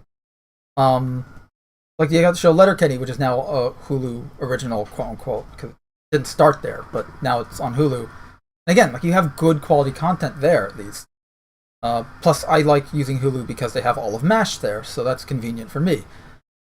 I love MASH. And they also have The Odd Couple, and bunch of other shows that they're dating yourself. I don't care. Yeah. Are you kidding me? You know what I have last year for my birthday, I found I bought it for myself, but I found it on eBay. The entire 8-season collection on DVD of Magnum PI. You're really dating yourself now, man. No, geez. I actually You think that's bad? all the seasons of that when I was living in Germany, because I had a neighbor who was just like, he was crazy for that show. It's a good show. And I was like, okay, yeah, I can actually buy that up at the exchange. I'll go ahead and buy that. And it's a good show with Tom Selleck. I mean, they cover some pretty dark topics on that show too. Also, I've been rewatching, and I do say rewatching because I've watched this a lot. But I've been rewatching The Saint, which was the UK show back. The original. Yeah, the original with Roger Moore before he was Bond. Young Roger Moore. Was it Templar Simon? Simon Templar. Do do do do do do. With the little halo on. Yeah, that's where he kind of got his he got his acting legs. Yeah. And it's a good show too. Like they cover a lot of stuff there as well. Like again, this is a show from the '60s, and they even cover topics like the whole casting couch thing that not Epstein, Weinstein, right? And the whole like they covered topics like that in one episode. It's like, and again, these are shows from 1960 something. I think it was 1962. The Saint. Magnum started in 1980. About the '60s shows. I actually just made a reference recently to somebody, a younger person. I said, like, have gun will travel. And everyone looked at me really weird. Oh my god. I don't know what I'm talking about. And it, like, honestly, just totally blank faces. Like, we have no clue whatsoever. I was just like, wow, okay. I paraphrased that reference the other day. I said, have gun will kill. Yeah, nowadays people look at you like, oh, you're mentioning guns. Oh, this isn't politically correct. I can't talk to this person. Meanwhile, we're just referencing an old show. It's like, yeah, exactly. And speaking of guns, you got Gunsmoke, Bonanza. Yeah, I'm really just dating myself today, aren't I?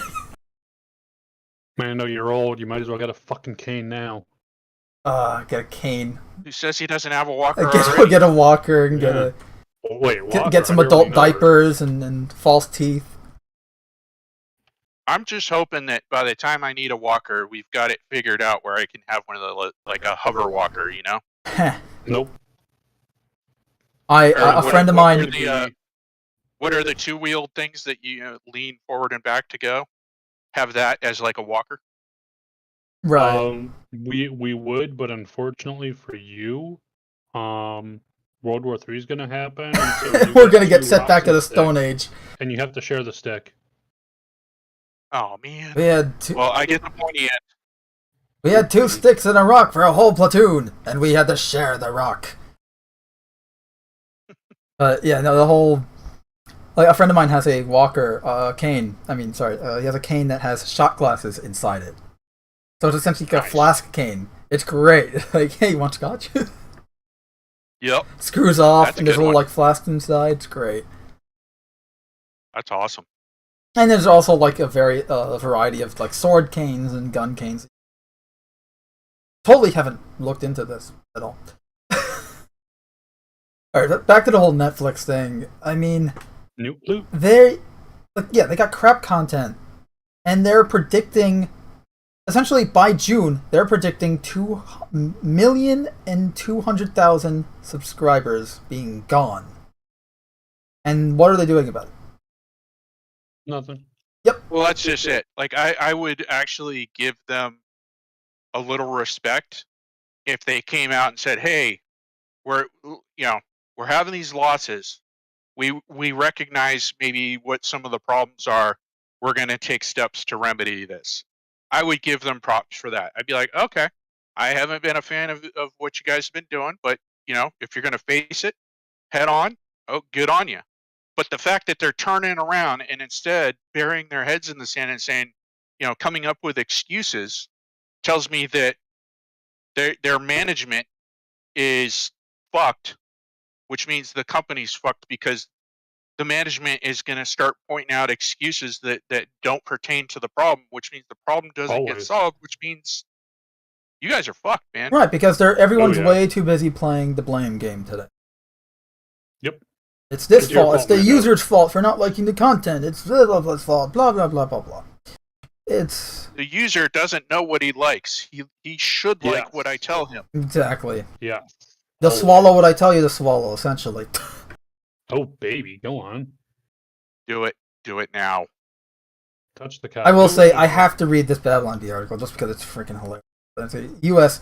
Netflix stock has taken a massive plunge. Call. So has Mando. Netflix's stock has taken a massive plunge this morning after the revelation that there is only one paid account that all 200 million users are sharing. The account, Halo_Gamer420 at yahoo.com, apparently has the password123. No one knows who created it years ago, but it got passed to that person's relative, who passed it on to their roommate, who then passed it on to their housekeeper, and so on. And they tell someone, and they tell someone. Exactly. They tell someone. Obviously, this is the Babylon Bee. This isn't real, but it's just hilarious because it might as well be.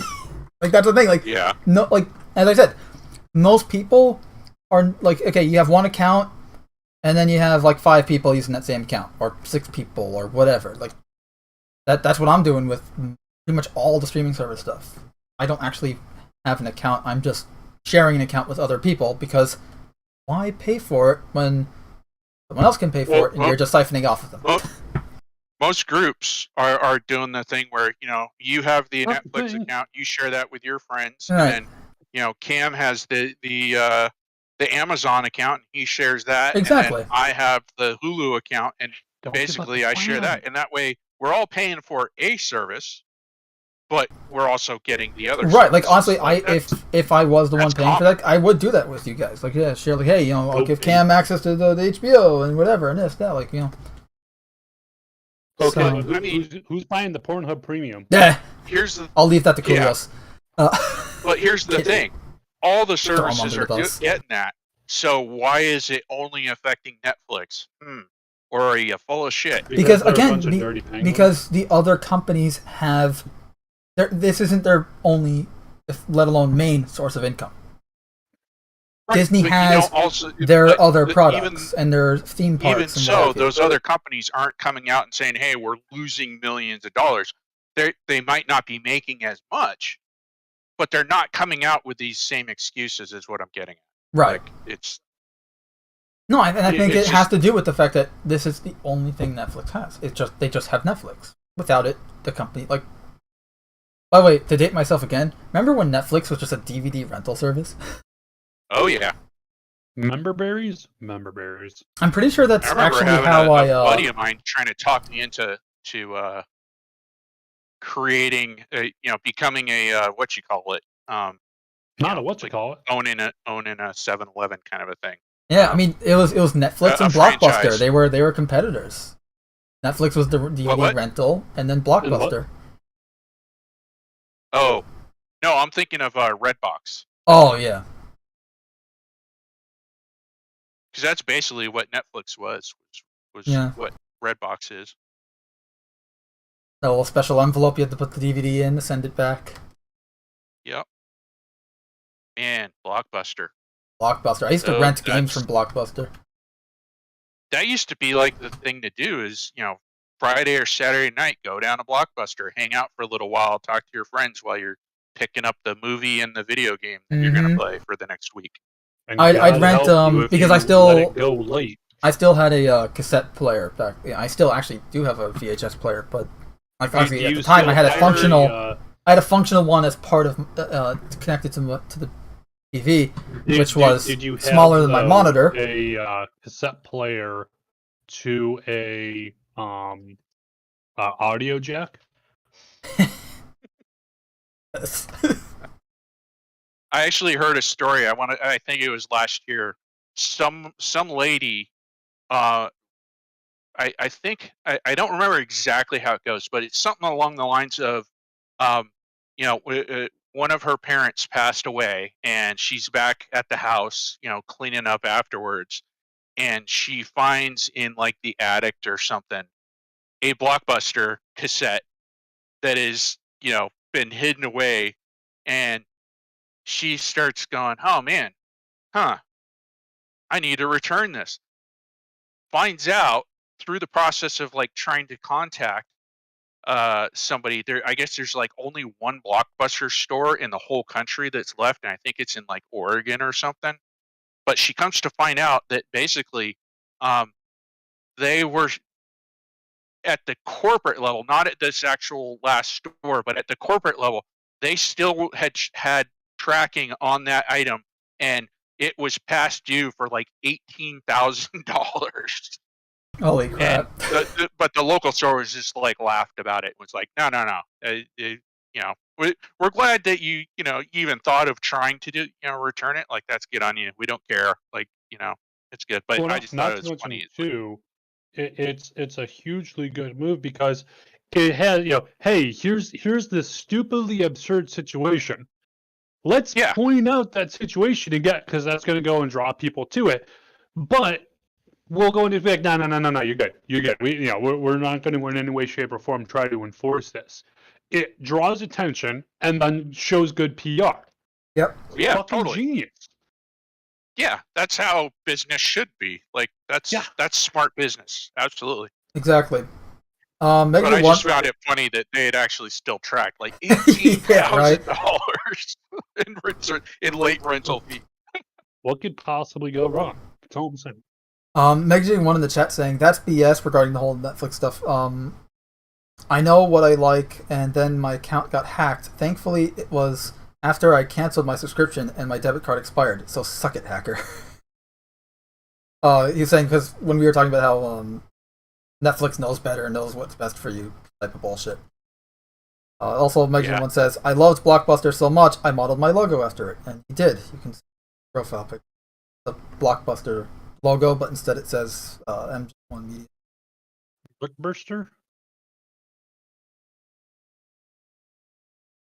I also think that this is a good thing in the sense that it will, I hope that it has the effect that it makes the other Exactly. It opens their eyes. Kind of look at what they're doing and go, okay, note to self, like, we need to keep providing, interesting content. Essentially a sink or swim kind of wake up call. Yeah. Yeah. That's what I'm hoping happens. But what'll happen in reality is Elon is going to buy all the streaming services, combine them under Twitter, and then I have to get a Twitter account. And unsubscribe, unsubscribe. Nope, too late. This is happening now. Yep. Oh man. The idea is free in the world. But yeah, that's again the whole thing with Netflix. It's whatever. Go ahead. No, it's just like it's whatever. Like I don't. It's kind of like you look at the series of content over the last, say, 5 years. It's kind of predictable when you look at it. They keep raising the price. They keep doing things that are controversial in a bad way, where it's making people. They keep pissing off their user base. Exactly. They're essentially pushing people away. Quality's going down. Wait, I think and they keep raising the price. Earlier, of course, people are going to unsubscribe. Charging more and more.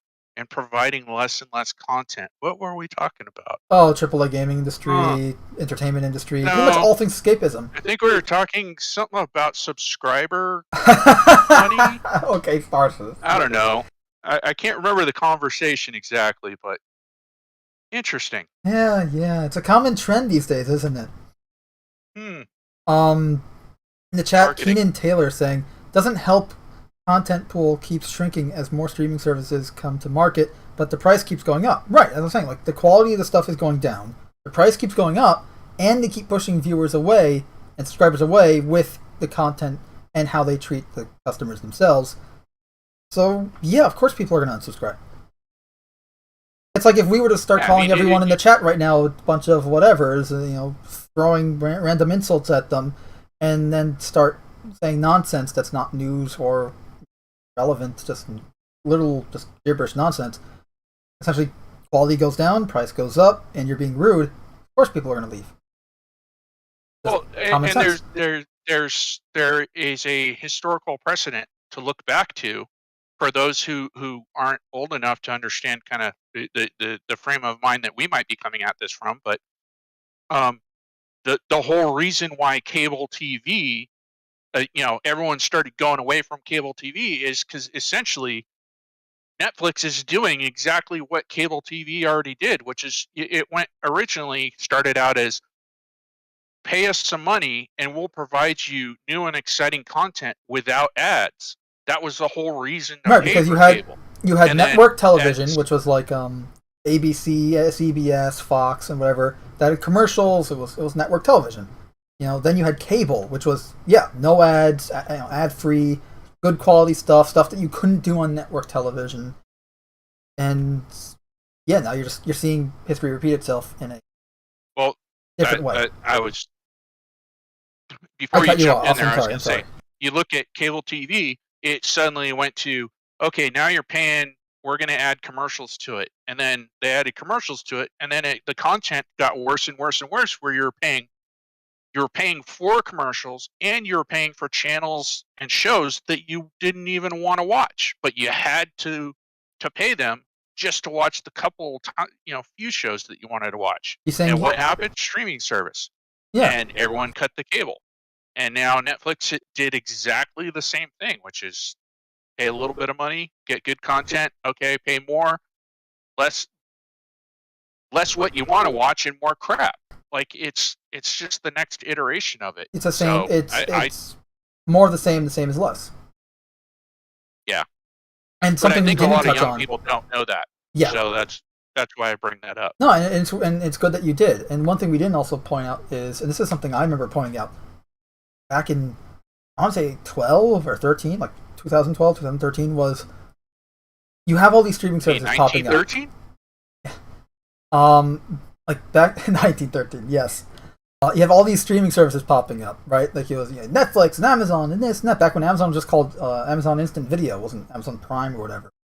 And you had all these different streaming services coming up. You had more along the pipeline coming on the way, and it's kind of like, man, cable, you're paying for everything on one account with one fee.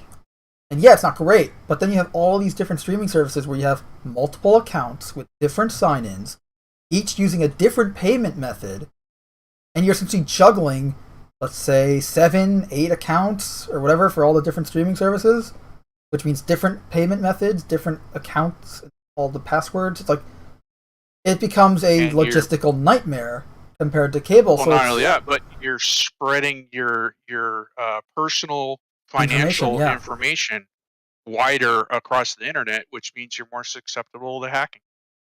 Which is probably what happened to MJ1.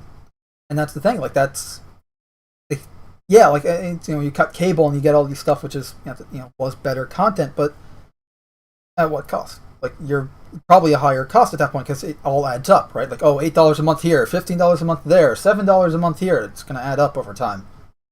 Oh yeah, definitely. If you legitimately pay for all your subscriptions and you get even the top 5 out there, like big content streamers, you're easily looking at a cable bill. Yeah.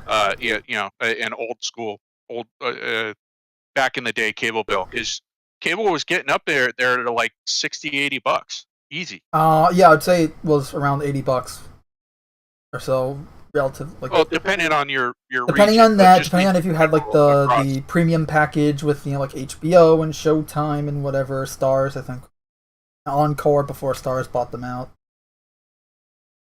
Yeah, so those were like the movie channels. Of course, there's sports channels and all that kind of stuff. But and Cinemax. Essentially, we're doing the same thing. It's just a different group. It's spread, like you said, it's spread out. It's not one company providing the resource. It's multiples, but they're basically doing the same thing that cable was doing. Right, but now again, you're spread out, and again, it makes it worse for logistical reasons and security reasons. Pointed out. We talked about earlier. On that note, I think I got a bill out of here. All right. But it's been interesting, and I will see you guys next week. Take it easy. Yep. I was gonna say, like, it's we talk about minimizing your digital footprint. That's not the way to go about it. Keen Taylor in the chat saying, also, most shows have more focus on caricature than actual character development, making many new shows almost unwatchable. Yeah, well, that's the political correctness bullshit, lazy, poor writing that encompasses most escapism today. I mean, you look at anything from, take a movie from 20 years ago, compare it to a movie today, odds are 90% of the time the movie from 20 years ago is going to be. Now, it doesn't mean everything that's old is good. There's some shit stuff that's old too. But most of the stuff that was older is better than all the stuff we're getting today. In almost every regard.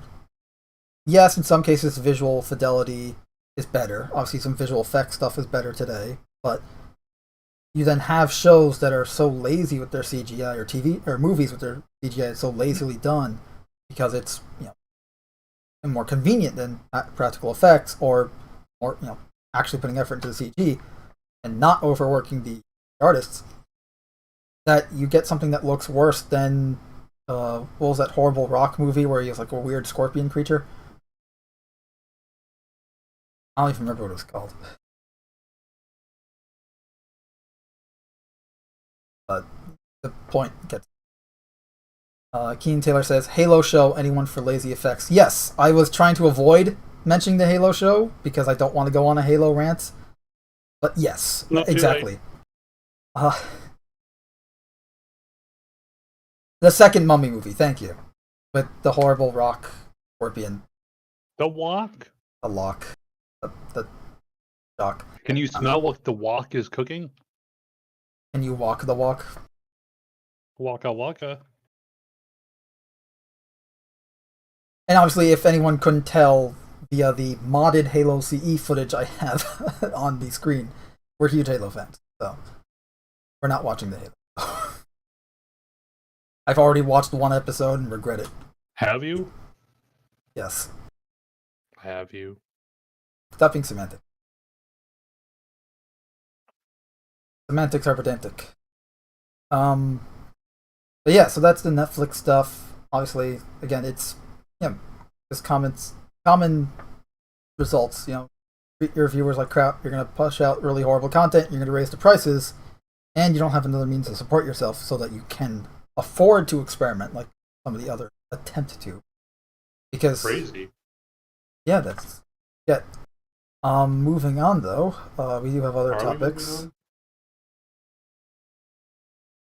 On the topic of Halo, actually, crap. Not too late.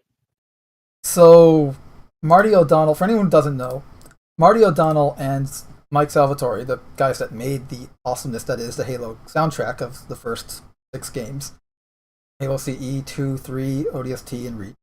Right, that's 5. Well, technically, Halo Not too late. reverbed. They didn't make the tracks in Halo Wars, but their tracks were used. And same with Halo Legends. But my point is, the original soundtrack guys from Halo, Marty and Salvatore, so they've been suing. What? What? They've been suing Microsoft for royalties on soundtrack because they didn't get. Essentially, they were unpaid for royalties dating back 20 years from Halo C. So they're suing, and apparently they have settled the legal dispute. And Marty's been in legal trouble with Bungie over Destiny as well, with the music of the spheres or whatever.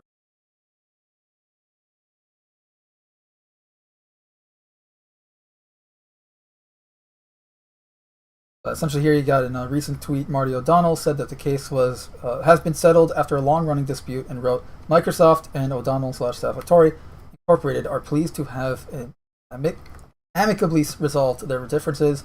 O'Donnell and Salvatore filed a case back in June 2020, claiming that Microsoft still owes money over their music in various Halo titles and products, including the series' iconic theme. As per Eurogamer, which made the original article, I believe, O'Donnell said that he and Salvatore created licensed their Halo music to Bungie as a separate company titled O'Donnell and Salvatore Incorporated. The deal remained in place following Microsoft's acquisition of Bungie in 2000. In response, Microsoft claimed that the pair's work on the music qualified as work for hire, which makes it rightfully the author of the work and not Mike and Marty's. It was never work for hire, O'Donnell said. In response, it was always a license deal, so that's what we did in Halo. With the first Halo music ever, that was written and recorded in 1999. For the first time, it was licensed to Bungie.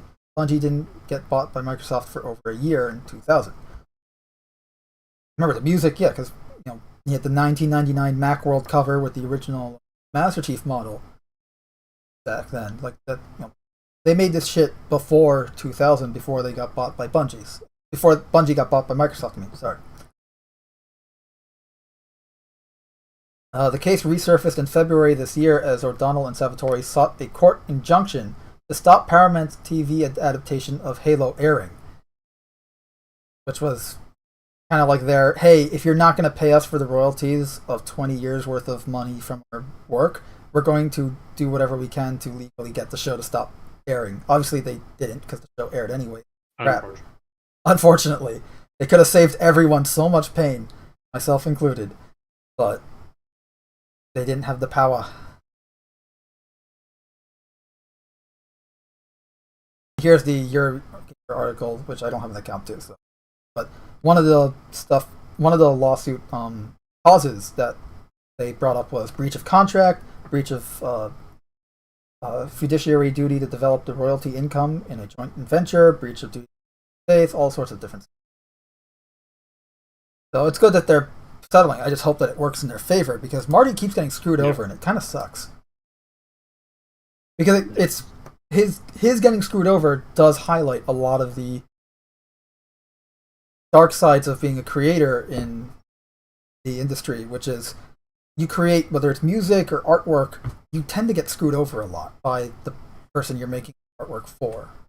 Whether it's a franchise, or hell, even if you're the head honcho of it, if it's being published by a different company, they can screw you over by saying, oh, it was work for hire, even though it was evidently not.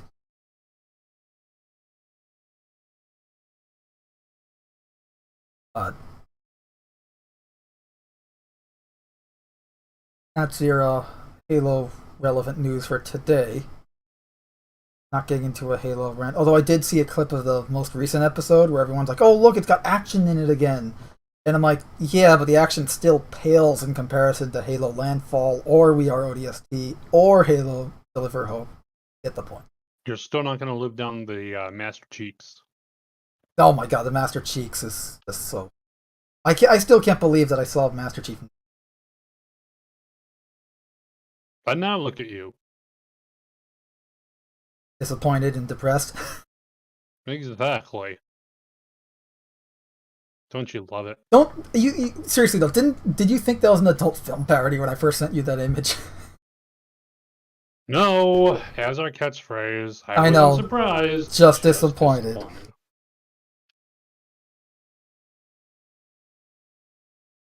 Honestly, the adult film parody would have been better. Okay.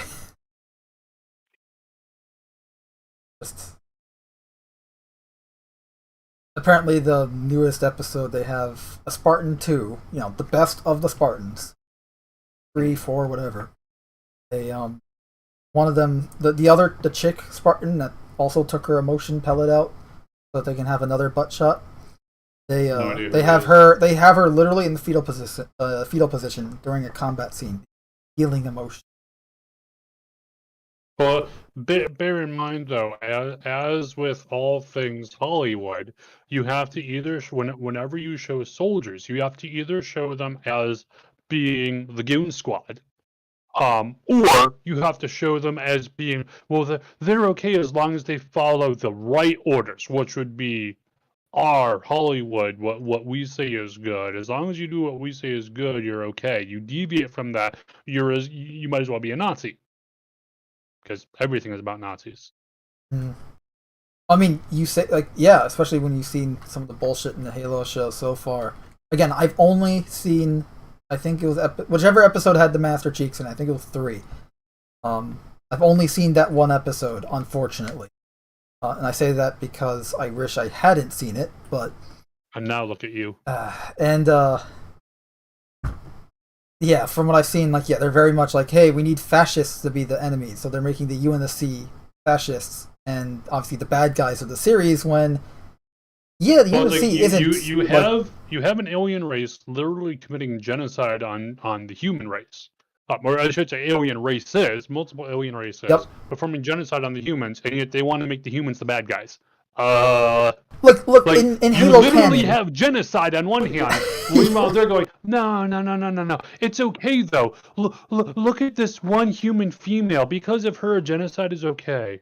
no, it's the Covenant are actually going to be the good guys, and it turns out that this They're- whole Halo they're show just is just Covenant misunderstood propaganda. genocidists. And the whole thing where apparently only Chief and this human Covenant chick can activate Forerunner stuff, when in the canonical Halo lore, Well, it was all humans. clearly, Every single human the being way can I interact with a described it- Forerunner artifact. the way I've described it, and bear in mind I haven't seen it, but from everything I've heard of it, the way that this was done was that someone, 15 years ago, saw their cousin playing like Halo 1 and looked over their shoulder and was like, huh, that looks interesting. And now they're like, I'm going to write a show about what I remember my cousin playing 15 years ago. But I'm going to go and add in all this other bullshit that has, of a story that no one else would ever buy from me. But because I'm now in charge here, we're going to go and make this whatever the fuck. A really cookie cutter, traditional, basic, typical sci-fi show of the modern era.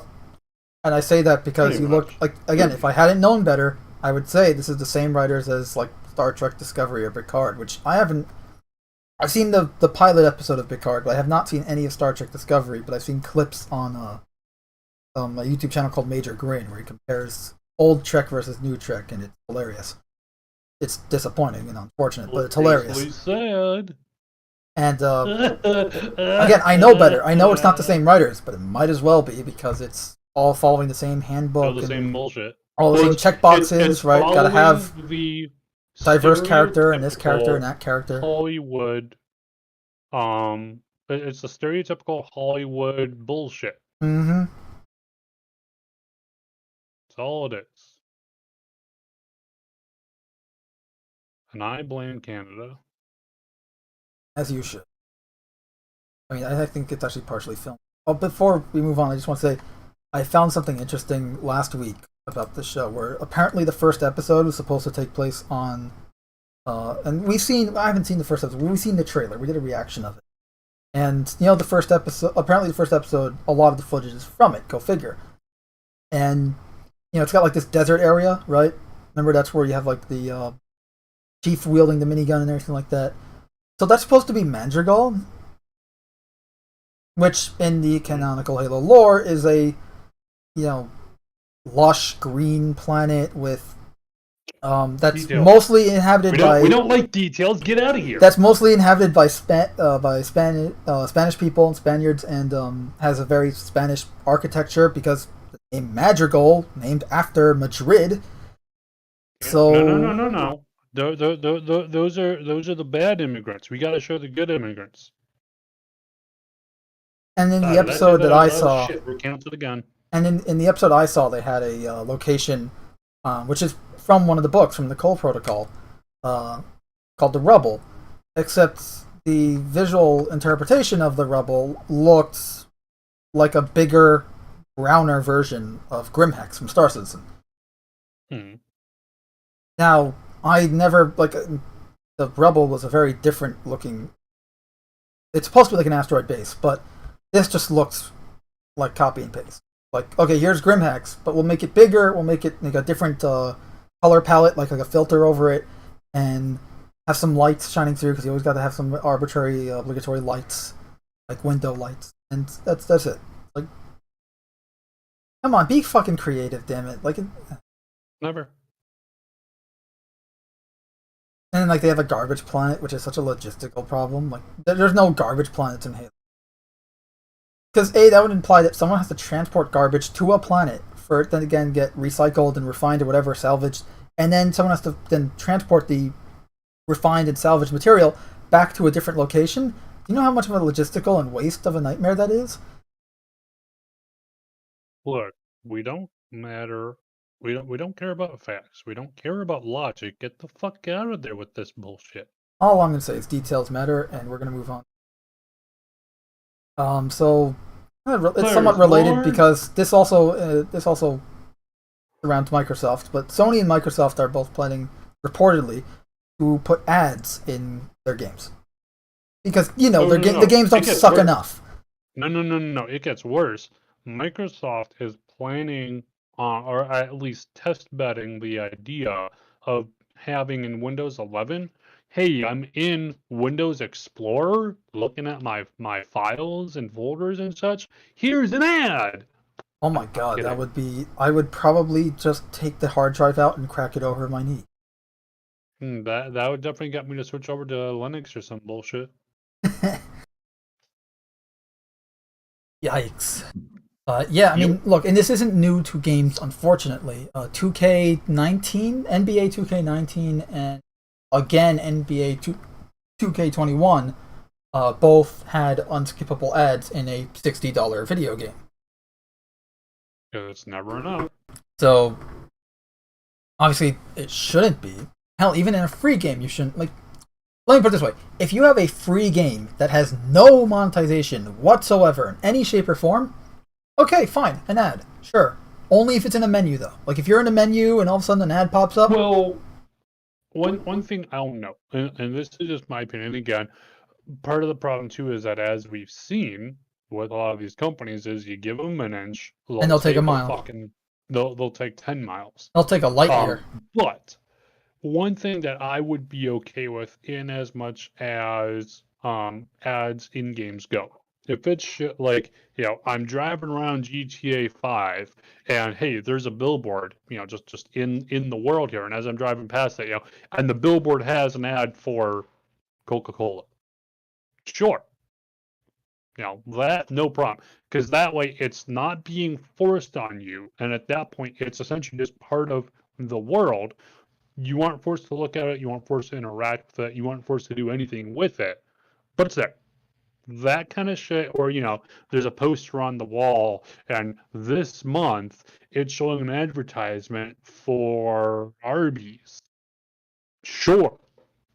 But that, again, you aren't being forced to look at it, you aren't being forced to interact with it or do anything with it. It's just there in the environment, and you can just walk past it and ignore it. Yeah, that's not what they're talking about. No, they're going to go and shove an unskippable, 45-second ad for every 30 minutes of game, or essentially a commercial, like a legitimate commercial in your game. Yes. Yeah, I think Keenan Taylor's in the chat saying, yeah, if done right, ads can be put in games without ruining them, as you just described. Like essentially, it feels like it fits in the world. Yes. Like in Star Citizen, like you have an ad for whatever, or something. I mean, obviously it wouldn't work in Star Citizen, but like, as you said in GTA, you have an ad for Coca-Cola or something on a billboard. That's fine. That works. It actually helps the world feel a bit more immersive, I guess. Mm. It has product placement like you have on real highways. But when you have stuff like, okay, I'm playing a game, right, and all of a sudden, the match is over, bam, ad, what the fuck? Yeah, no. Or shit like, hey, or even if it was some shit like, I'm playing a Halo game. Okay, the match is over. Here's your unskippable ad while you wait for the... No, get fucked.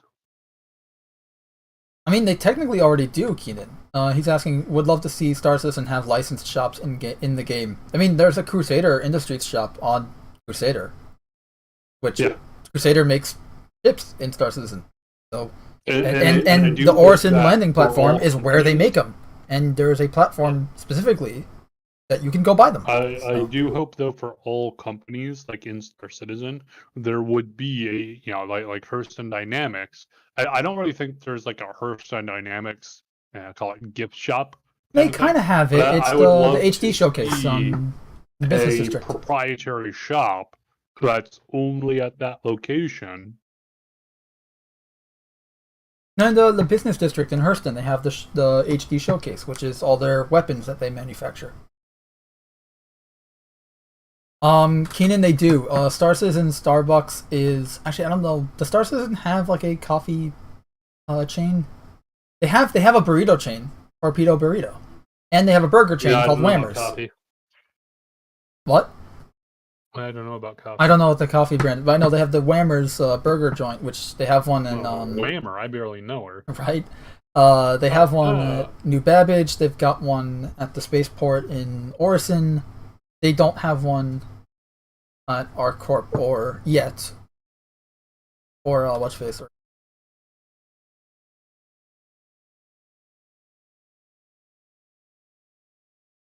Blame Canada. And there's also like a bunch of other food and vendor shops. Like all the stations have the Galleria, which actually is a mall complex.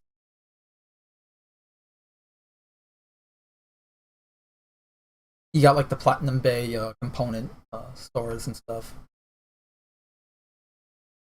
But that's, in-universe advertising stuff. This is different than what we're talking about. We're talking about essentially real commercials in your game. That's not what people want at all.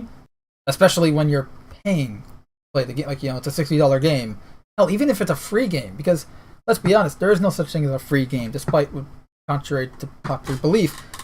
Free-to-play is actually fee-to-play. Because name a free-to-play game, accurately there, name a free-to-play game that doesn't have egregious monetization in it.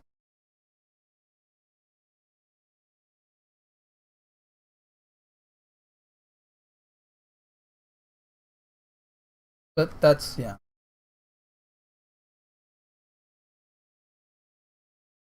King says, wonder if they can get paid to put some of these in real life chains into the game, though. What, in Star Citizen? I mean, the game takes place nearly 1,000 years in the future. Yeah, so pretty much. They kind of, I think the whole point is they want to like they'll have stuff that's like references to the real world, like Whammers, pretty much, or stuff like that. But they don't want to have what? Burger King. Yeah, exactly.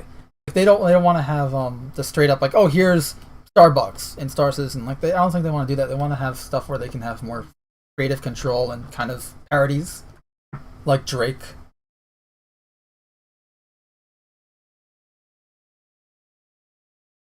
Like Drake Interplanetary, all their ships end up being used by pirates. Look, they're just regular salvagers. I don't know what you're talking about. They salvage you while you're still alive and your ship is functioning. Exactly. Now you're getting the hang of it. They're very proactive salvagers, okay? Exactly.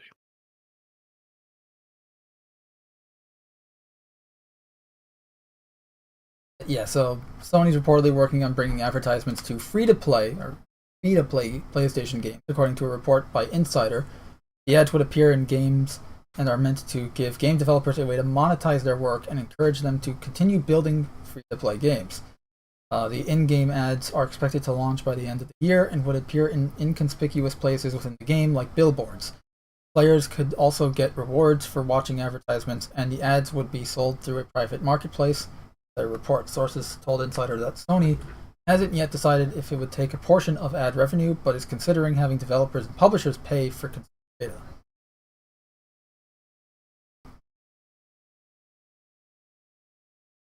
Again, like it's sure, it's gonna be just like like a GTA thing where it's like you have like a Starbucks ad or whatever on a billboard while you're driving across the highway in GTA 5.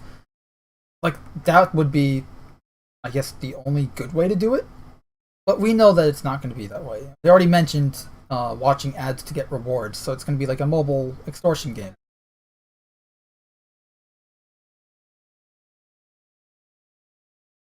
I'm just not a fan of any form of monetization in the game itself. Like, there should be none. Like, again, if you have a billboard of something in real life in the game, that's product placement. That's not so much an ad as much as product placement is a form of an ad, but it's not commercial. It's a product placement. Details. Like that's not monetizing the inside the game. That's just, oh, here they paid to get this thing in the game. Whereas monetizing aspects in the game itself, I just don't think is okay on it. You should be paying for the game itself. Nothing in the game has real world value. The game itself does, but the things in the game don't. So you shouldn't be monetizing. But that's just my 2 cents. Yeah, right.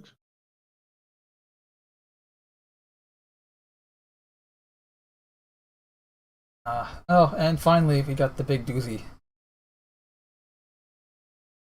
Ready for the title of the stream? Nope. Alright, well before we do actually, there's one last thing that will... Good. It's NFT related. You love NFTs, Cam. No. Yes. Blizzard insists that it has no NFT plans after surveying players on NFTs. So they're finally doing something, I want to say, decent? The thing of it is, though, are they, or are they just buying their time? Oh, they're probably just buying their time because they probably had plans, and then they saw the feedback of NFTs from Ubisoft, as everyone else did, and they're like, oh, maybe we should. Not just yet. Type thing.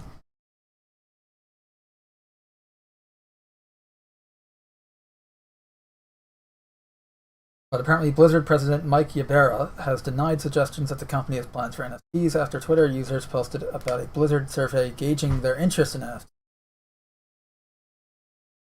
Well, I guess according to the survey, they're not like just digital money laundering scams. The survey itself was discussed by on Twitter by Blizzard players, as spotted by GameRant, with one player including a screen cap of a question asking respondents to indicate their interest in a number of topics, including play-to-earn gaming and NFTs as two topics. Other topics on the list included streaming, subscription services, cross-platform play, and metaverse gaming experiences. Could they what? Included could streaming... Okay. There's a typo there. Blizzard has prior experience with play-to-earn initiatives in games, having rolled out a real money auction house in Diablo 3, which everyone hated. Despite a divisive response from the player base, Blizzard launched the auction house in June 2012. To which many have said ultimately undermines Diablo 4 gameplay. Because again, you're monetizing the stuff in the game. But yeah, so apparently they're not going to be doing it for now. That will probably change.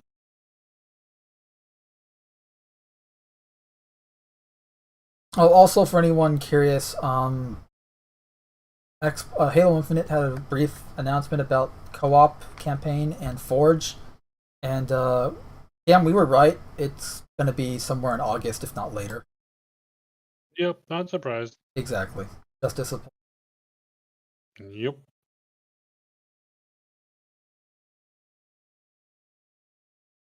But yeah, so the topic of the day, Activision Blizzard, the scandal continues. I don't even know how was it? July of 2021. July 20th, 2021. That was when this all started.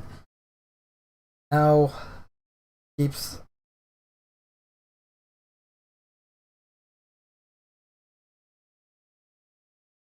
As always. So, first off, we got RavenQA. The RavenQA guys, they were on strike. They were trying to get unionized. So, Activision Blizzard actually made some of them full-time employees.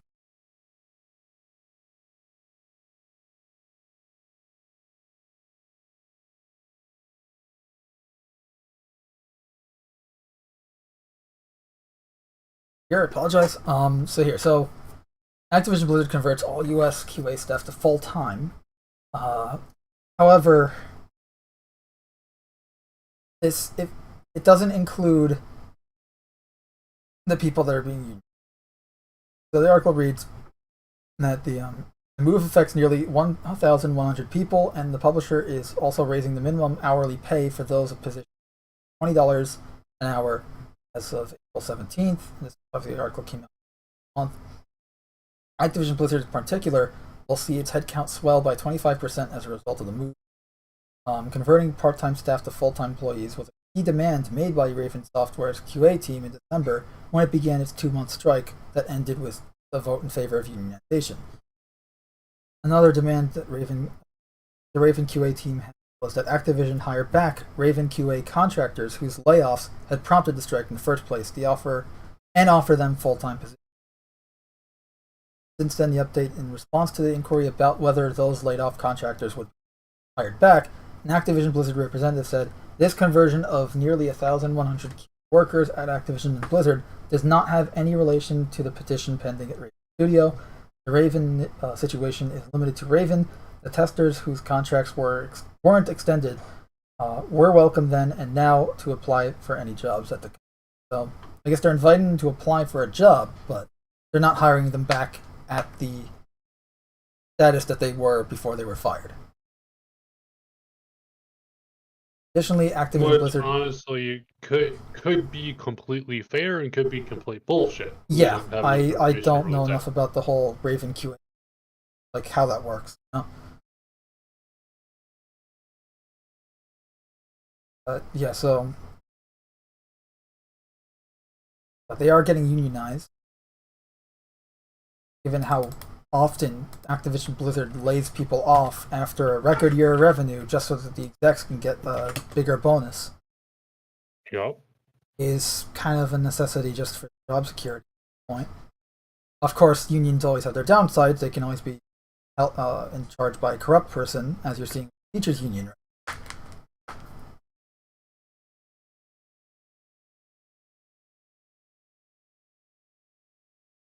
What are you saying? I am saying. I'm saying.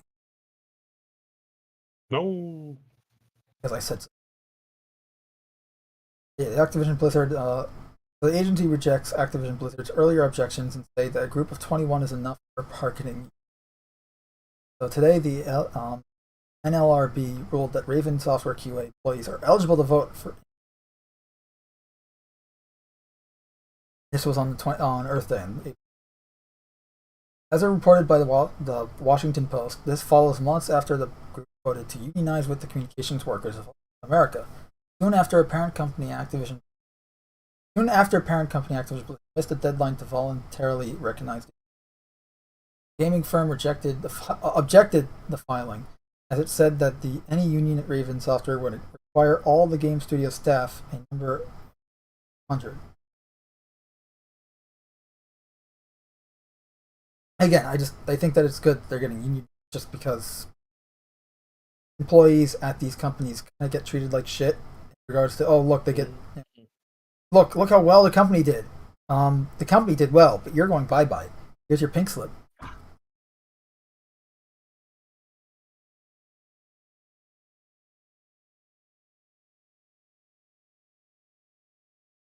Obviously, Activision Blizzard's against the unionization because, of course, they don't want the employees to unionize. QA testers at Raven Software voted to unionize back in January when the company vetted the staffers within each department, trying to separate them so they couldn't unionize. Actually talked about that in a previous episode, which could potentially jeopardize the union.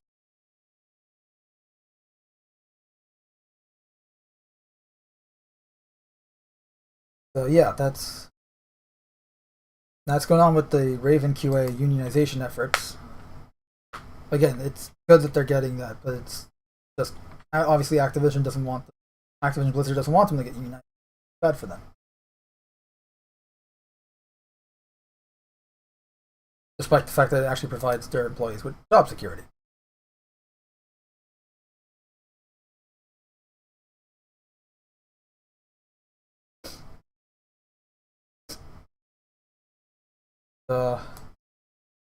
Oh yes, so we didn't talk about this last time,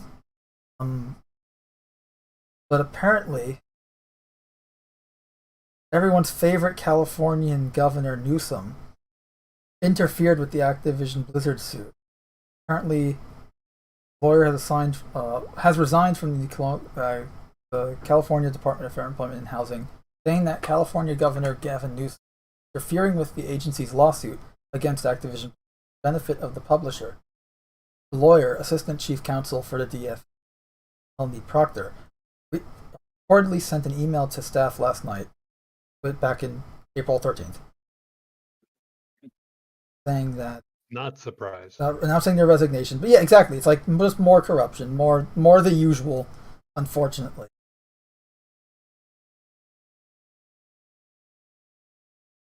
So the Office of the Governor repeatedly demanded advance notice of litigation strategy of next steps in the litigation, Proctor said in her email. As we continue to win in our state court, this interference increased, mimicking the interest of Activision counsel. A representative of Whippers said that the former chief counsel is considering filing a claim under the California Whistleblower Protection Act. When asked for comment, Newsom's office pointed Berg to the FEH, which said it wouldn't comment on personal issues. An Activision Blizzard representative did not immediately update. Representative Newsom's office has since reached out to comment, saying claims of interference by our office are categorically false. Of course they are. The Newsom administration supports the effective work DFEH done under Director Kevin Tisch to enforce civil rights laws and protect workers, and will continue to support DFEH in their efforts to fight all forms of discrimination against Californians. Essentially, your normal PR. We didn't do anything wrong. We didn't do anything wrong. And if we did, it wasn't wrong. And if it was, it wasn't that bad. And if it was, it's someone else's fault. Right.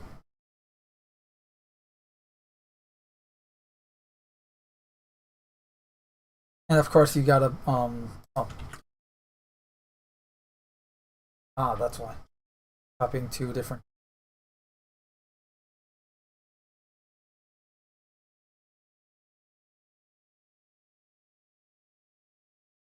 Also, we got the SOC investment group pens letter to Activision shareholders to reject the deal, because apparently everyone's against them getting bought out by Microsoft, because they're kind of all in agreement of, hey, what does this? Well, it's what does this mean for the ongoing lawsuits that Activision Blizzard's currently under fire for?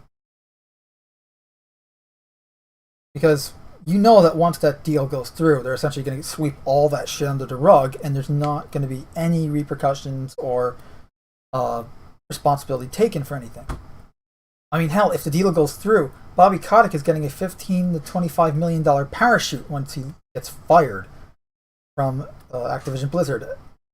I think June 2023.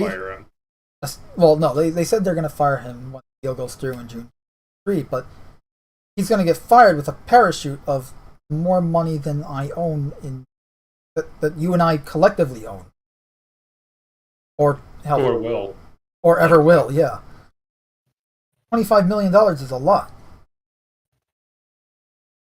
And last time we covered this story, the SEC, no, not the SEC, sorry, the EEOC, the Equal Employment Opportunity Commission, they settled with Activision Blizzard for $18 million.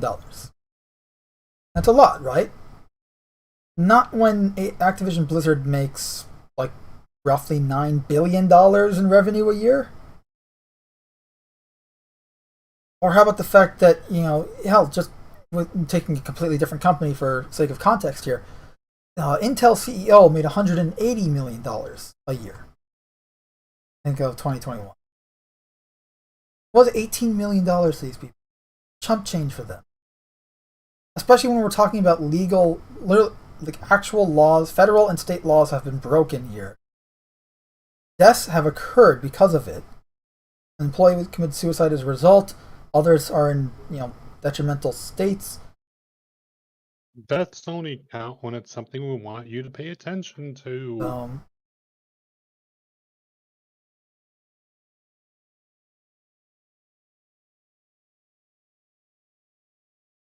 Today, SOC Investment Group released a letter asking Activision Blizzard shareholders to vote against the Microsoft's purchase of the Call of Duty maker.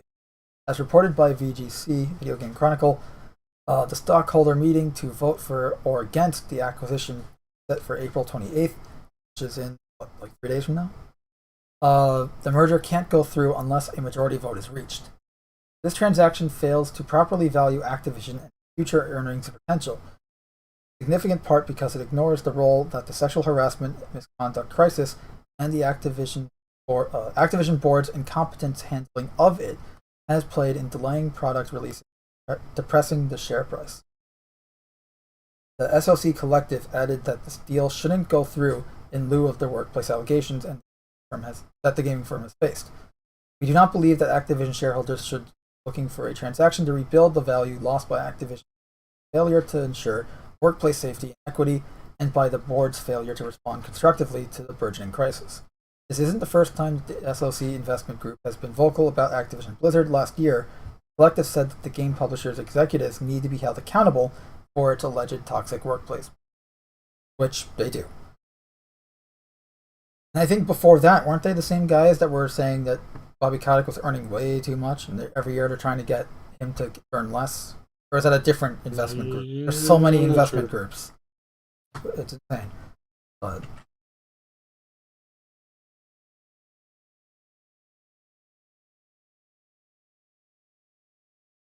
also, apparently, Activision Blizzard names Christine Hines as new Department of DEI. There's that. There's not really. Yes. And at least this way, if something goes wrong there, you have a name, which is probably why they did it.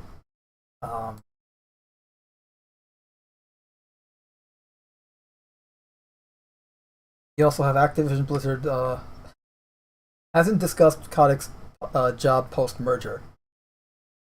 So, Activision Blizzard CEO Bobby Kotick, the shit that's responsible for a lot of this. Remember, he tried to have his assistant killed. Apparently, recent news that came out a few days ago, his ex-girlfriend obtained a restraining order against him. Figure. Is reportedly expected to leave his post after Microsoft's acquisition of the publisher is finalized, but the publisher has said no such arrangements have been. As spotted by Axios' Stephen Totillo, Activision on Friday filed an updated proxy statement with the Securities and Exchange Commission regarding the merger. No discussions or negotiations regarding post-closing employment arrangements with Microsoft occurred between Microsoft and Mr. Kotick prior to the approval and execution of the agreement, and the transactions contemplated thereby, or have occurred subsequent to such approval and execution, through the data here. The update also included mention of an SEC inquiry and Department of Justice subpoena the publisher has received, both of them looking into possible insider trading by associates of Kotick's in the days before the Microsoft acquisition became knowledge.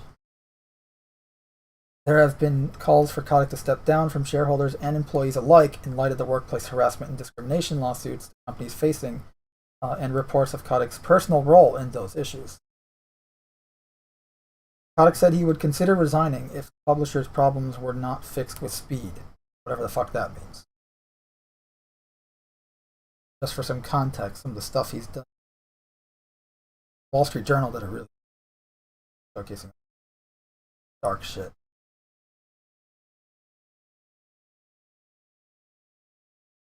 You can see it is not a short article.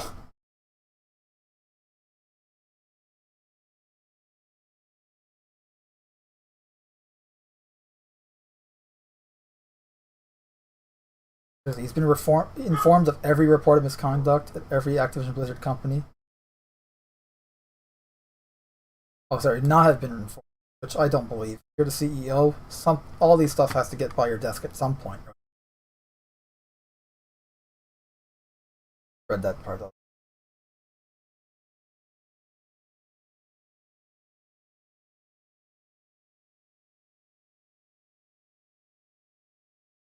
We also got the judge dismisses investor lawsuit against Activision Blizzard, which ain't great.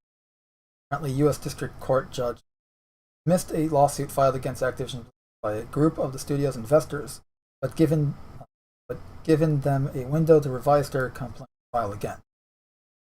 The document indicated that in part of the backdrop of the Now Me Too movement and the national media coverage of the accused industry titans, it's too vague a concept to raise a strong inference of scienter. Essentially, I guess they didn't have enough data for the client.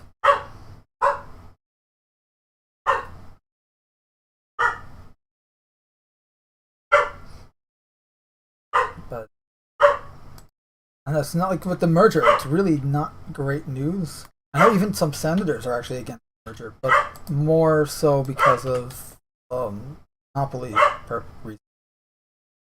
So much the sexual harassment problems. Who cares about those, right? Right. Who cares that our federal and state laws are being stepped on by the corporate, powerful elite Continually. continually? Yeah, it's not like. By the way, it's not like any of these problems have stopped since the allegations started. They're still going, I'm Nope. sure.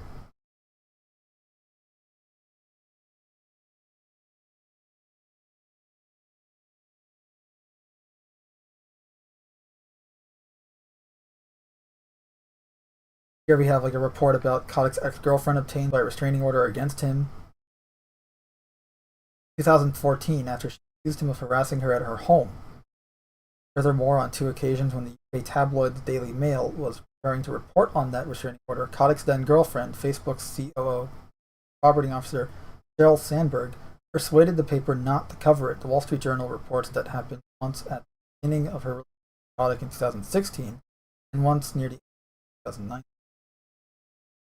It goes on to say that the efforts were planned by Kotick, Sandberg, employees of both Facebook and Activision, as well as outside legal and PR advisors. The paper reports that Kotick had told others that Sandberg threatened the Daily Mail, saying publishing an article about the restraining order would hurt the outlet's business reputation on Facebook. Kotick denied saying that when asked by the paper. As for the restraining order, a petition for a longer duration restraining order was dropped at the request of both parties 3 weeks after being filed.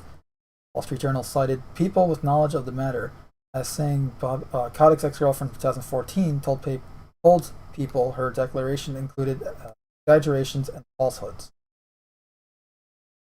So this kind of starts reading more like a tabloid article, but still, it's kind of just the point of it, I assume, is to paint a picture of this Kotick guy is a real work. I guess you have to be if you're a scumbag head of a corporation like Activision Blizzard, huh? So it would seem.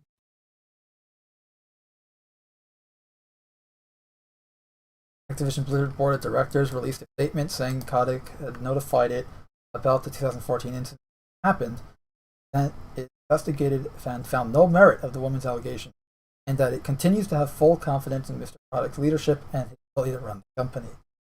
Look at it now. Yikes. Yikes, indeed. 8 years later. That does not age well.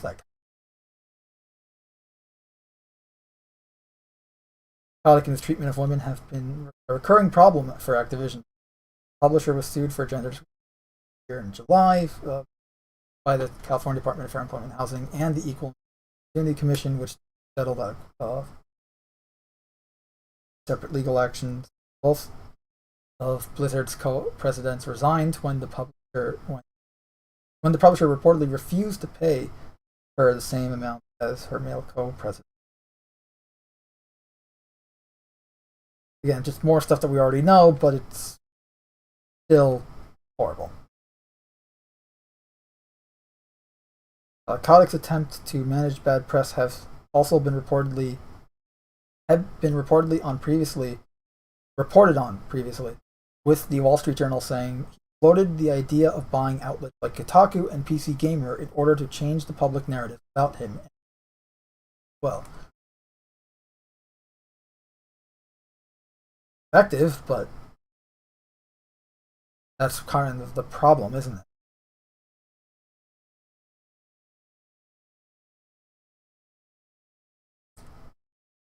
Yeah, I guess we saved the depressing stuff for last.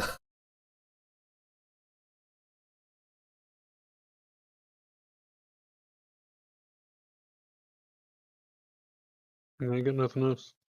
No, I got one other thing. Apparently, Sony, you know how they had their sexual discrimination thing going on? Yep. The lawsuit was dismissed after Sony tried to have it dismissed last time we covered it. Again, not surprising, just disappointing.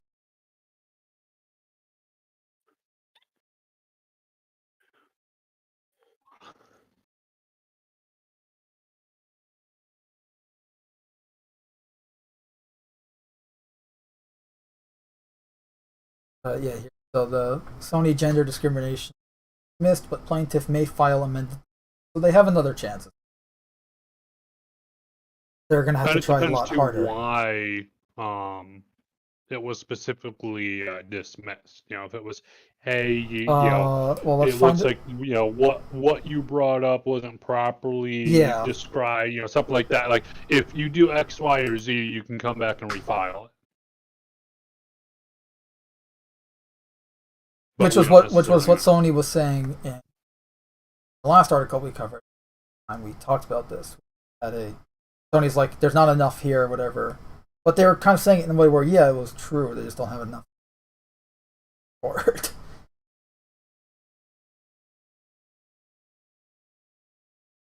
But the gender discrimination lawsuit against Sony Interactive Entertainment, otherwise known as PlayStation, has been dismissed by a federal judge, but only for now. It was originally filed by a former employee back in November of 2021, accusing the company of failing to offer the same career advancement to women as it does men, violating the Equal Pay Act, and wrongfully terminating her employment. She was, I think, terminated for voicing her opinion or something like that, right? Yes, which would be, what's the word? Unjust termination. Retribution? Yes, well, yeah, retribution. But it's specifically... legality terms, I think it would be retribution. Yeah, it's, but there's retaliation. Retaliation. Retribution or something. It would be like retaliation. That. Although it's really funny too, considering that you got the U.S. government, which has had such a great history with whistleblowers, right? Just saying. What whistleblowers? You never hear of them anymore. Snowden. Anyway, a court document, and ironically too, that with an administration that claimed it wanted to do so much for whistleblowers to go and, you know, encourage wrongdoings to be heard, and, you know, and okay, can we start with the top? Truth, you know, blah blah blah blah blah. Oh, hey, look, a whistleblower. Okay, let's throw everything we can at them, and even some stuff we technically can't. But fuck it, let's do it anyway. Okay, so can we start at the top? The head honcho of our country, whistleblow on him. Shh. For wrongdoing? Shh. How about leaving all those guys back in Afghanistan? And where we're going, we don't need details. A court document spotted by Axios and later reviewed by GameStreet.biz shows that U.S. Magistrate Judge Laurel Beeler has dismissed most claims because the allegations are mostly illusory. 3 of the plaintiff's 13 claims are allowed to continue. Those of wrongful termination, whistleblower retaliation. That's what you're looking for. Retaliation. That was what I was thinking. And retaliation under the California Fair Employment and Housing Act. However, because the federal court does not have jurisdiction over state claims, the judge was compelled to dismiss the entire complaint. The plaintiff has been offered leave to amend and granted 28 days to prepare a second complaint that addresses the judge's concerns.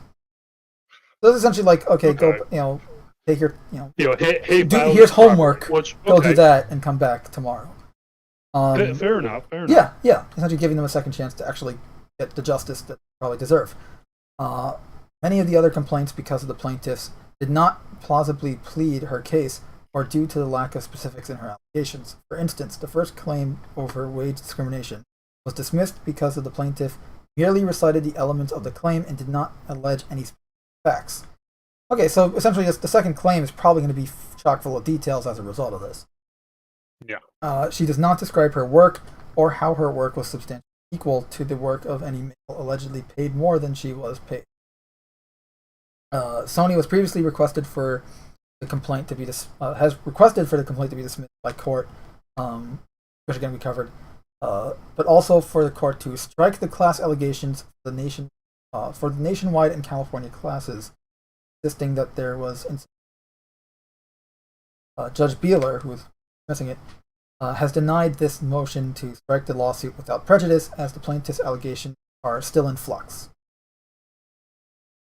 Amended complaint plus the 8 new declarations from other female Sony employees, both current and former, which are gathered in part to form a class action lawsuit, may yield new allegations. It therefore would be premature to decide the class certification issue based on an initial complaint that is largely conclusory. Sony acknowledged the 8 new accusations last month and claimed that it was dealing with many of the issues raised, again, saying that they did happen, not denying them, but saying that they're taking care of it. Odds are they're probably. Although further pressed for the case dismissed. Again, just shove it under the rug. You don't see it, it's not there, right? Although most are by former employees who no longer work at Sony Interactive Entertainment, Sony Interactive Entertainment either has addressed or will address the issues raised in them in due course, as Sony Interactive Entertainment values its female employees. Proactive steps to ensure every opportunity to thrive and be heard, the company said, as they retaliated against someone for whistleblowing by firing them.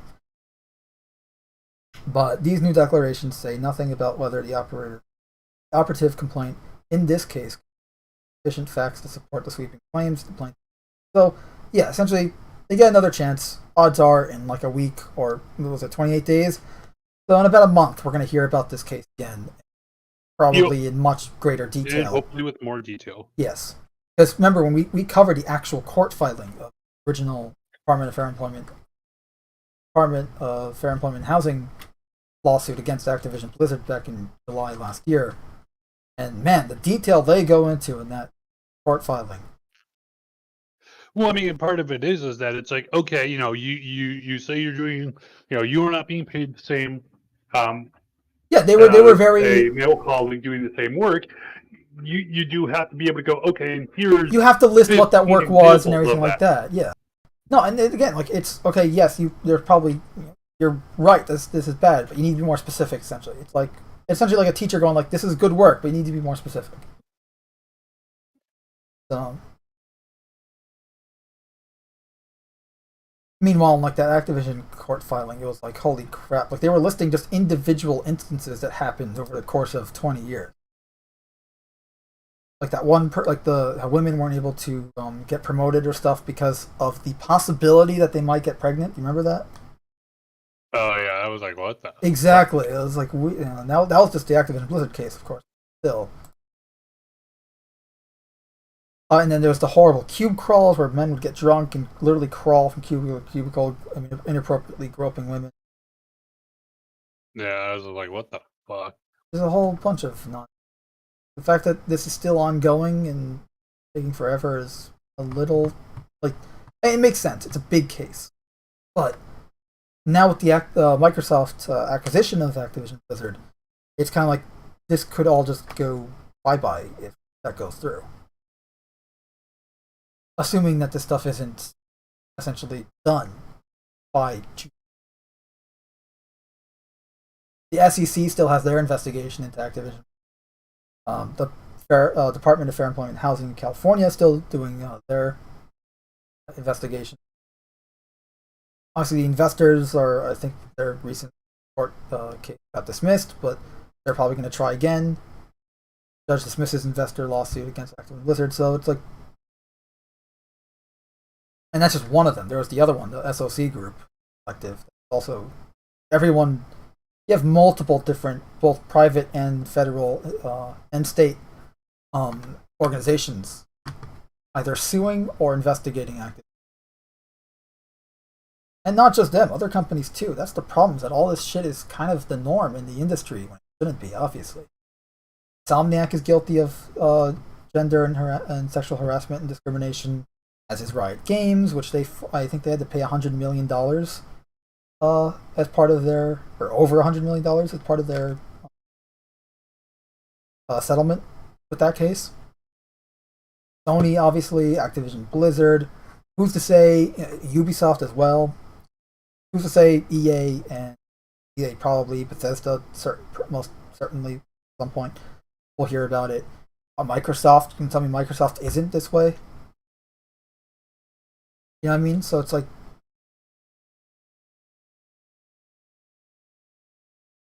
I'm fully willing to believe, like, look, if it comes out like, oh, it turns out, they were Microsoft's investigated, it turns out nothing's going on there.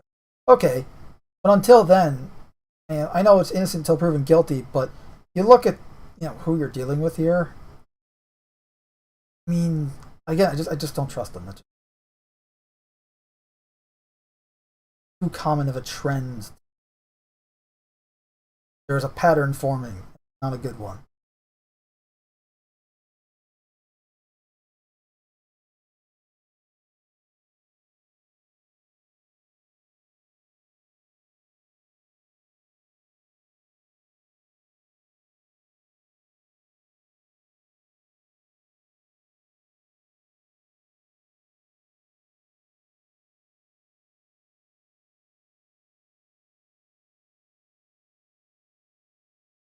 Like here, the judge apparently, U.S. District Judge Anderson said that while the case argued that certain individuals knew about the investigation, suffered from a lack of particularity. He added, to the extent plaintiffs allege that defendants must have known sexual harassment and discrimination endemic by virtue of their respective position in the company, the First Amended Complaint does not establish the required facts to support such a requisite fact. This is about the judge dismissing investors' lawsuit again.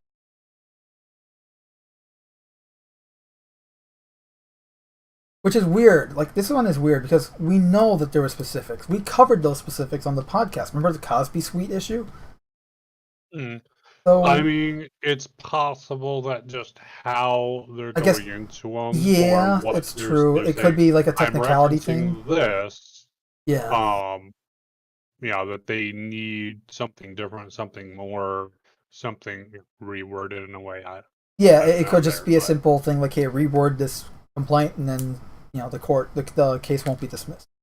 It's just like a technicality thing, like the other one. It's entirely possible. This seems a little weird because it's like, hey, it's not like this is hard to come by knowledge. Like other cases have, through those cases, information has been revealed that, hey, all of the higher ups knew about this stuff. In the original court filing, I think, for the investors' lawsuit of Activision Blizzard was that Bobby Kotick, as CEO, knew of all this going on and didn't do anything and didn't report it to the investors. Investors didn't know.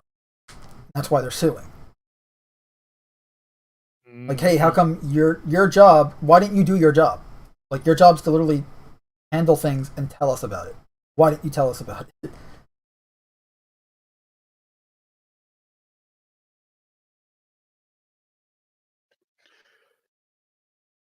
A document concluded that part of the problem too, and this is something that I feel like we've kind of talked around but never really addressed. You have a whole lot of people in politics and entertainment and media that seem to have this mentality that as long as I put lip service to the right things, I donate to the right people, I'm untouchable.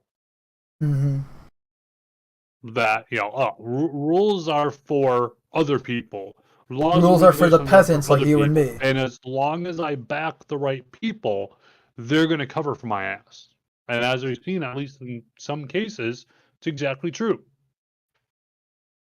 So for anyone curious, this was the Cosby Suite. It's not Bill Cosby related. I mean, it is, but like it's not Bill Cosby. It was unaffiliated with Bill Cosby himself. However, it was nicknamed that because essentially employees were being taken there to essentially be raped, at best wooed, at worst raped.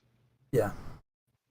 It had nothing to do with actual Bill Cosby. It was called the Cosby Suite. That's why the case was called the Cosby Suite. That's the location they were bringing them to. Cosby Suite.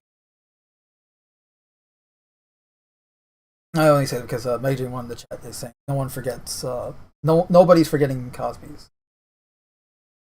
Which he got off on a technicality. Like literally got off on a technicality there. He was drugging and raping women.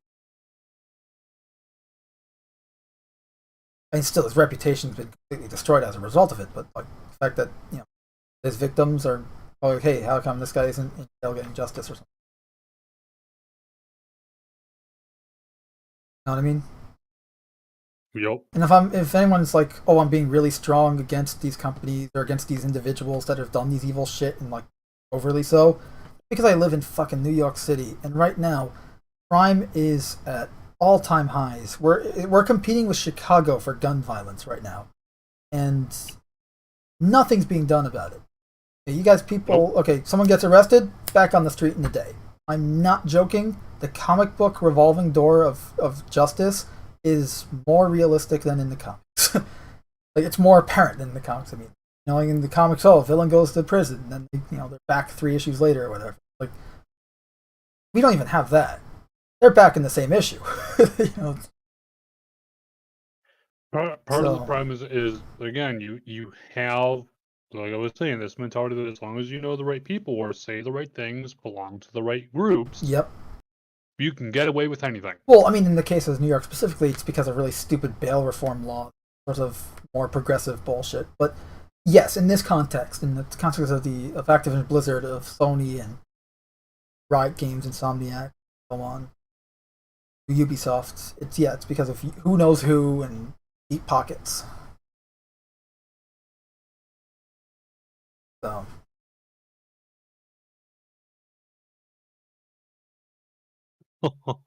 What? It just someone just linked the fucking Twitter post just on light of Elon Musk buying Oh yeah. Twitter. Oh, is it the Babylon Bee one where apparently it's people like Twitter users going to therapy because Elon buying Twitter? No. It's just a meme image, but I linked it in the chat here. Because Babylon Bee is fucking.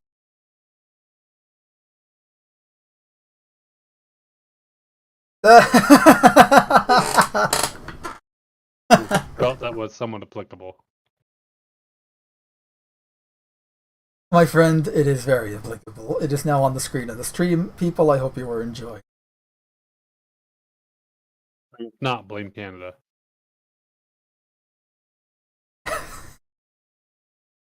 That's good. The whole thing here, the document concluded the group of investors can file another complaint addressing the issues highlighted in the dismissal within 30 days. So it's literally the same thing as with the Sony case. Okay, we're dismissing it now, but come back in a month with essentially more details. Activision Blizzard representative responded to the decision saying, "We are pleased with the court's ruling that plaintiffs failed to establish their claims." Of course they are. That's like saying like the bad guy's like, "I got away with this crime. I'm glad I got away with this crime. Like, I robbed this train and I did it without getting caught. Like, god damn it." And I'm glad I didn't get caught. Exactly. And it's not even that. It's I'm glad that the cops were had the inability to catch me or whatever. It's like we're inept. It's like what the fuck. Activision Blizzard's communications to investors about the Department of Fair Employment and Housing investigation. Because remember, the DFEH was investigating Activision Blizzard for 2.5 years prior to the lawsuit last year. And the investors did not know of it, according to the lawsuit. And are also subject of the ongoing security and exchange investigation. Hey, aren't the SEC investigating Disney for cooking their books? Like, didn't that happen in 2019? Whatever became of that? I have no idea. I mean, because you heard about what's going on with Disney, right? What, recently? So obviously they have the whole Florida. I think what's the guy's name? Ron DeSantis, right? There, DeSantis, the governor of Florida. He passed a law which you would think is common sense, but because it's not these days, which is absurd, he has to pass a law about it. But essentially, the law is sexual related content. So like identity politics, gender politics, like gender. Sexual orientation and gender identity bullshit cannot be taught to ages 3rd grade and below. Like, it's now a law. I mean, considering these are pre-pubescent kids. Exactly.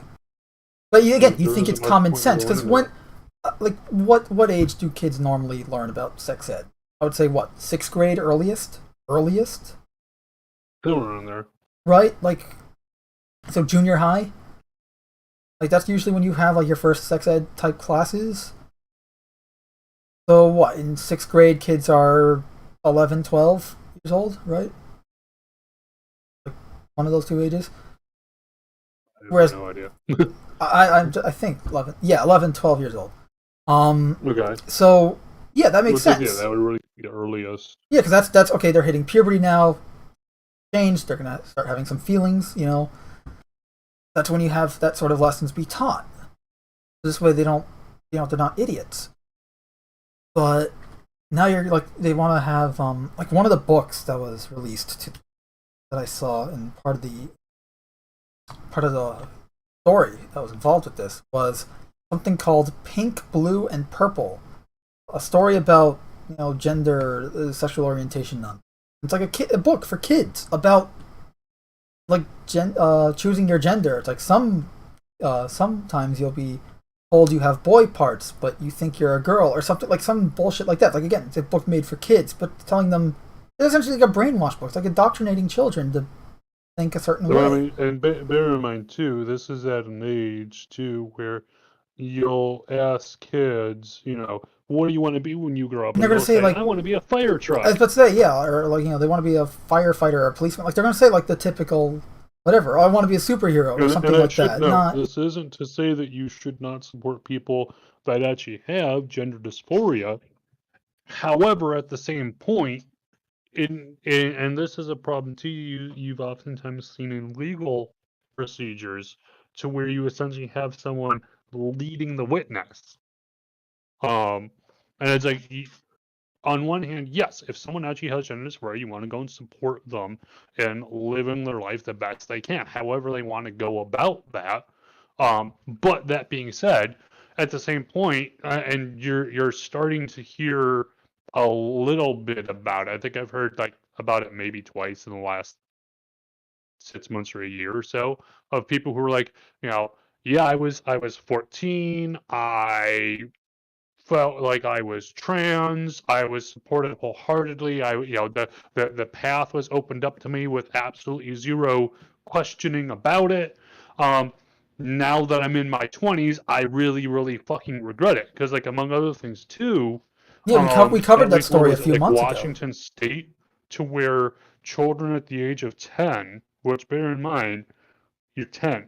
You are barely, if at all, going through puberty at that point. But children at the age of 10 can, without parental knowledge or consent, go on hormone blockers, which, by the way, are permanent. Like, these are not. This is not something that you can go and be like, you know what? 2 years later, I feel like this wasn't something I wanted to do. That's great and all, but your body has been permanently affected. There is no going back from this. No, you're permanently altering your body, whether it be through chemical or surgical procedures. And well, if I remember right, what at least in that specific case of and like I said, I think it was Washington State. I could be wrong on that. But the specific methods and chemicals they were using to do this were the same ones they were using castration drugs. That were used previously to chemically castrate rapists. So it's like you're having kids with, again, zero parental oversight or knowledge at the age of 10, when again you have kids going, I'm going to be a fire truck when I grow up. And bearing in mind too that kids are at that age and to 18, if not further, are not allowed to get tattoos, have pretty much any other medical procedure done without parental consent or at least knowledge. But they're able to do this. It's like, realistically, you could really go and fuck someone's life up. And considering too the actual amount of people that are, even if we're just talking like the whole LGBTQ plus group, if you group that all together, the amount of populace percentage wise, it's like 1% or so. So again, that's not to say that you should not go and support people who are, gender dysphoria and want to go live their life as comfortably as possible, however they want to go about that, whether through medical procedures, whatever the case might be, sure. But you should also, at the same point, there needs to be checks and balances in place to make sure that people are not ruining their lives because, hey, guess what? Statistically speaking, it's very, very unlikely that a person actually is having gender dysphoria and that they're actually, I mean, how many kids, even my generation and earlier, like, I've got depression, I've got this mental illness, I've got that mental illness. It literally became, and in some cases still is, a fad to have mental illness. Or I should say, to say you have mental illness, not to actually have it. And I've seen countless times too, where people who actually have, people who actually have depression or ADHD or obsessive compulsive disorder, like, hey, no, please stop romanticizing this idea. It's not this quirky little thing. It's something that actually goes and controls your life. It's not like, oh, like OCD. It's not something to where it's like, oh, let me just go and like spin around 3 times every time every time I have an idea. It's, hey, you just locked your door. You've locked your door, but you're going to have to lock and unlock your door another 5 times. Otherwise, you will have anxiety to the point where you cannot do anything else until you do. It's not this quirky fun thing. It is something that is literally controlling your life. So just noting, shouldn't just be something that you go and say, hey, hey kid, let's go and have you start going through life-altering medical procedures when you are literally not allowed to do this for any other thing at this age. Let's have a little bit of forethought here.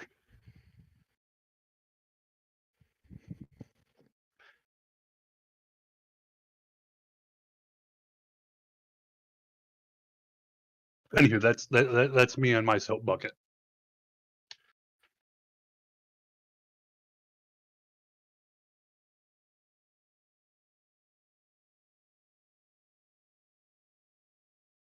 Mando, you alive? Nope, he's dead. No, I had to go check on something real quick. Sorry about that. I also went to get the paper that I was reading, which talked about the gender dysphoria article regarding the Disney thing. And yeah, you nailed it right there.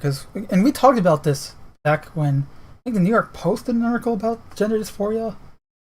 Yeah, we covered the article, and where like the Washington State or something. And how they were using the chemical castration drugs for it.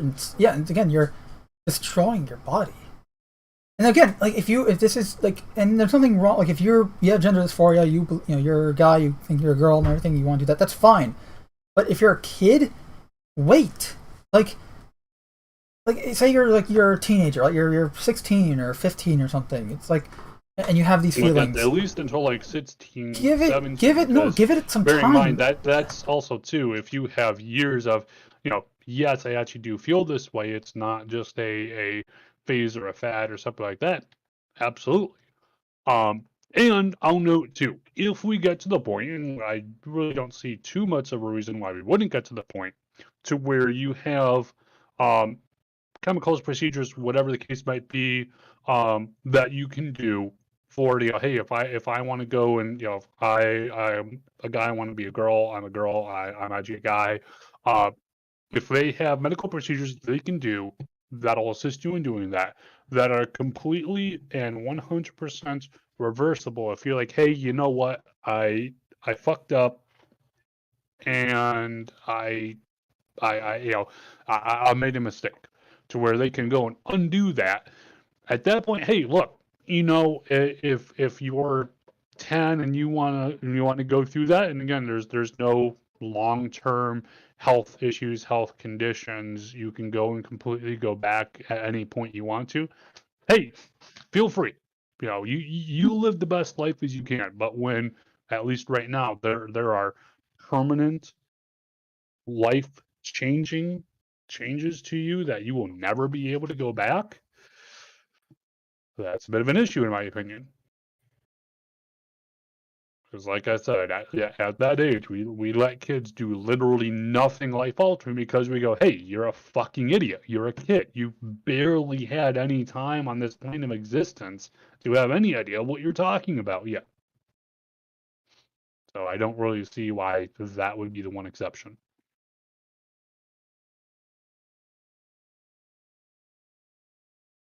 Just messed up and and again, none of this is like anti whatever. Like you do you, right? Like there's nothing wrong with that. But at the same time, if you're a kid, first off, if you're a kid watching this, First of all, I'm sorry. So yeah, sorry. Second of all, But like, you know, for kids, like, you shouldn't be doing this stuff to kids. They're like, let them. Especially since the whole thing, and this isn't about like them discovering themselves. In the case of like this book, right, the pink, gay, blue, whatever, yellow, purple, dinosaur, something bullshit. Like you got all these books and this indoctrination. One of the articles I read too recently was so apparently, math is racist.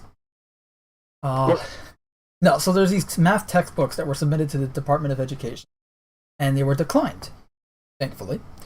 And recent images have surfaced regarding these textbooks, and apparently they have, they're essentially saying if you're good at math, you're racist.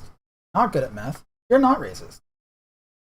And by the way, on that note of that anti-intellectualism that people have been complaining about, it's so that they can better mind control you and there it is. Convince you, yeah.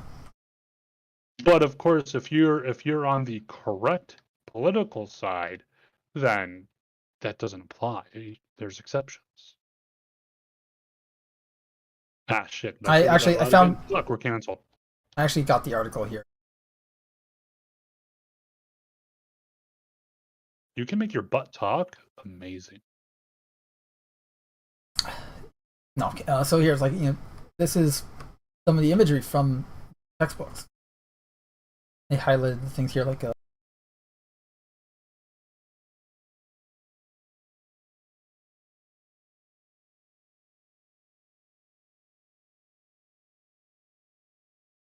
Not to mention too, can you imagine how fucked in the head and how racist you have to be to go and say, hey, anyone who's bad at math. So again, we're literally saying here is literally just a subject, a table of I mean, there's usually called mathematical facts because it's like it doesn't matter who you are or where you're at unless someone's doing something screwy here. 2 + 2 = 4.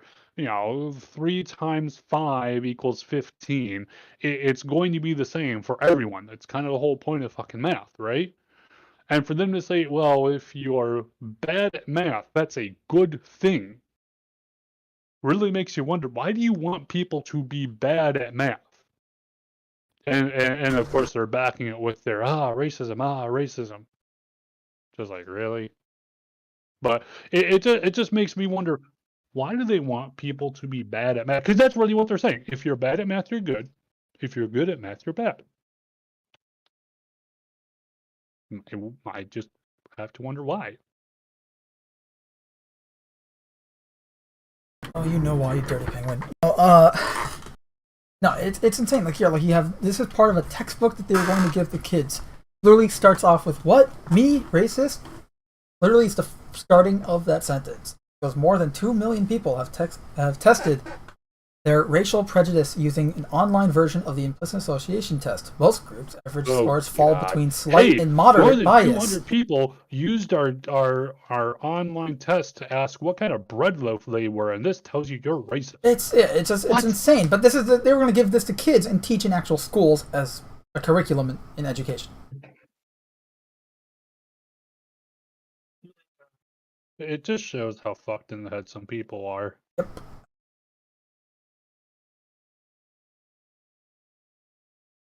Again, the Department of Education rejected 54 math textbooks, about 41% of publisher submissions. For content Now, officials, they were rejected. Thankfully. So it does mean that they're not going hand in hand with this madness, at least not yet. Not yet. I'm actually surprised that they rejected them at all, given the whole CRT stuff. I remember when I said so on the podcast when I first found out about CRT. I'm like, I thought they were talking about televisions. Still have a CRT television. Is it because when you watch reruns of Arthur, it looks better on it? I do have a lot of cassettes. You know what cassette I have? The entirety of The Greatest American Hero.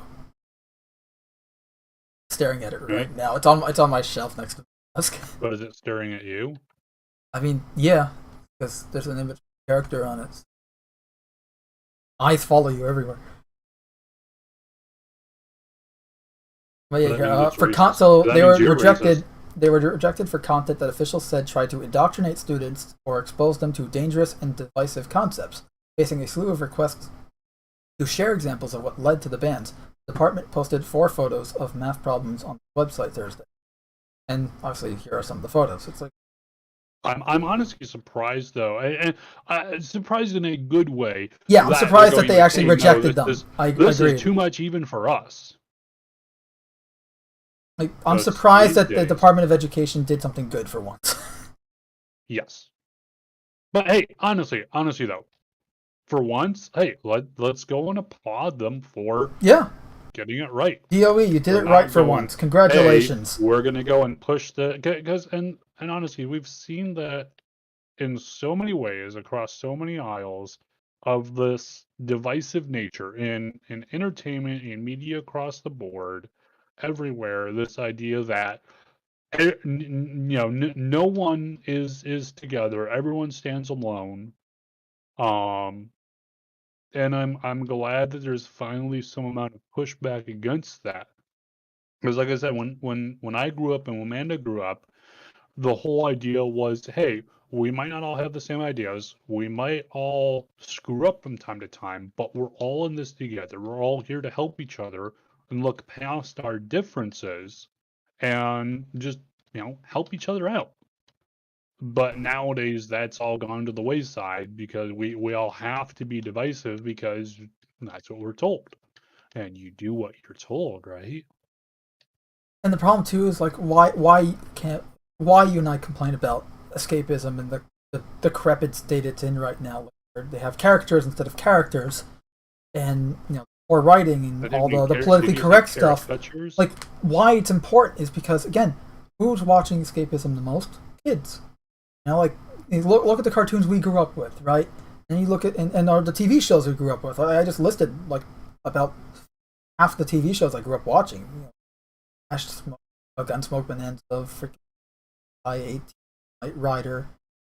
Okay, you're really showing your age. I know. Knight Rider was amazing. Though. Knight Rider was great.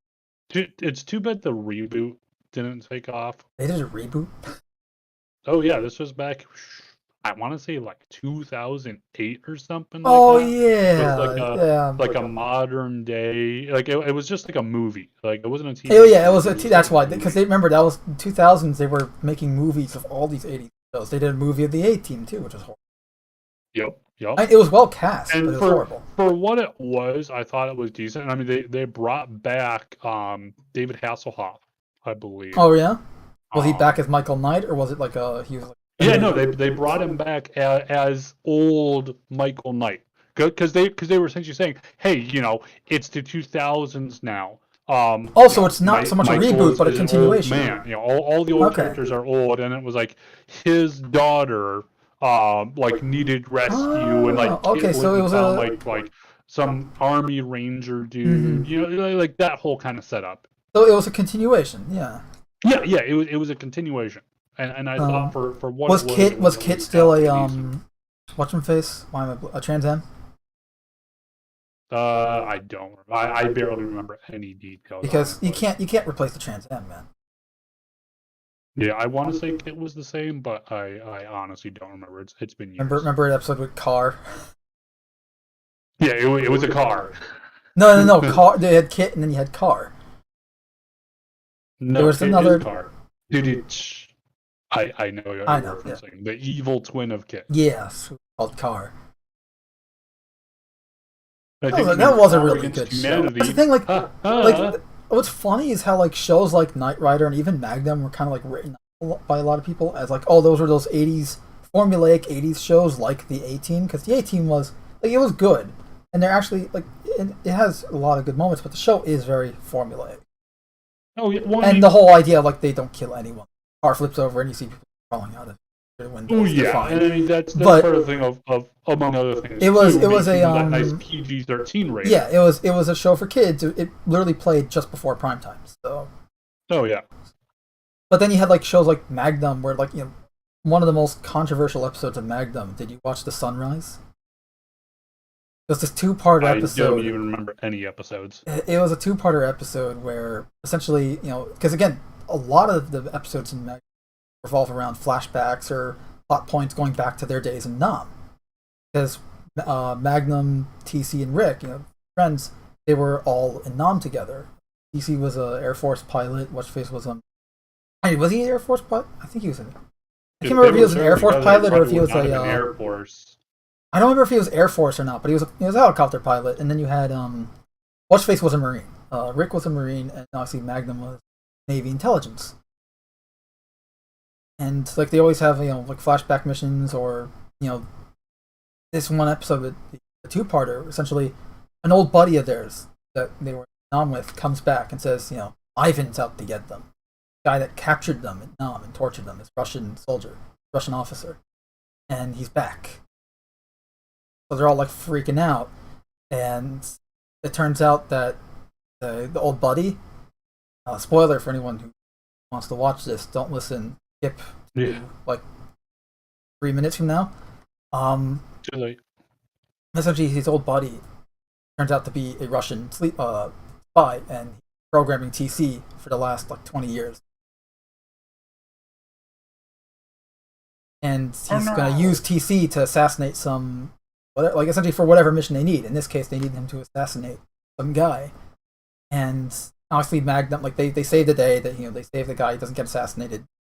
Save TC, I'll do the brainwashing. But at the end, Ivan shows up with Magnum saying, like, because he was the mastermind behind it all, like, he gets away scot-free, diplomatic immunity and all that. The Ivan tried to kill Magnum in the first part of the episode with a car bomb, like blow up the Ferrari, but it didn't kill Magnum, it killed a friend of his instead. And so Magnum at the end goes up to Ivan and says, hey, did you watch the sunrise? And then the camera pans away and you hear a gunshot. Implied that Magnum just in cold blood killed this guy.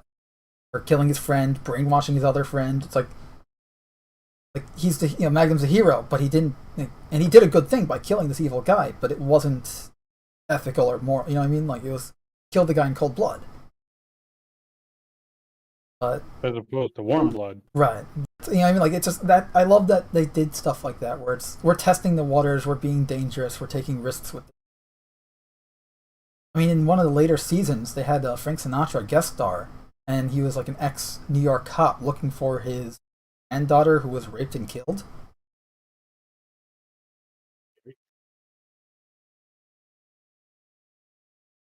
And that's those were the shows back then. Now you have shows today. Like, name a show that even memorable, let alone like good or not. Like, or memorably good. Like, what's a good show that came out in the last 10 years? Oh, I enjoyed watching it, or oh, I enjoy rewatching it. What show can you rewatch today? The only show I can think of is I'd have to kill you. Like, I'd say Reacher is probably the only one I can think of. But again, it's not amazing like Magnum or Spider was. It's good, and it has a lot of good moments. Like, dare I say, even some really great moments.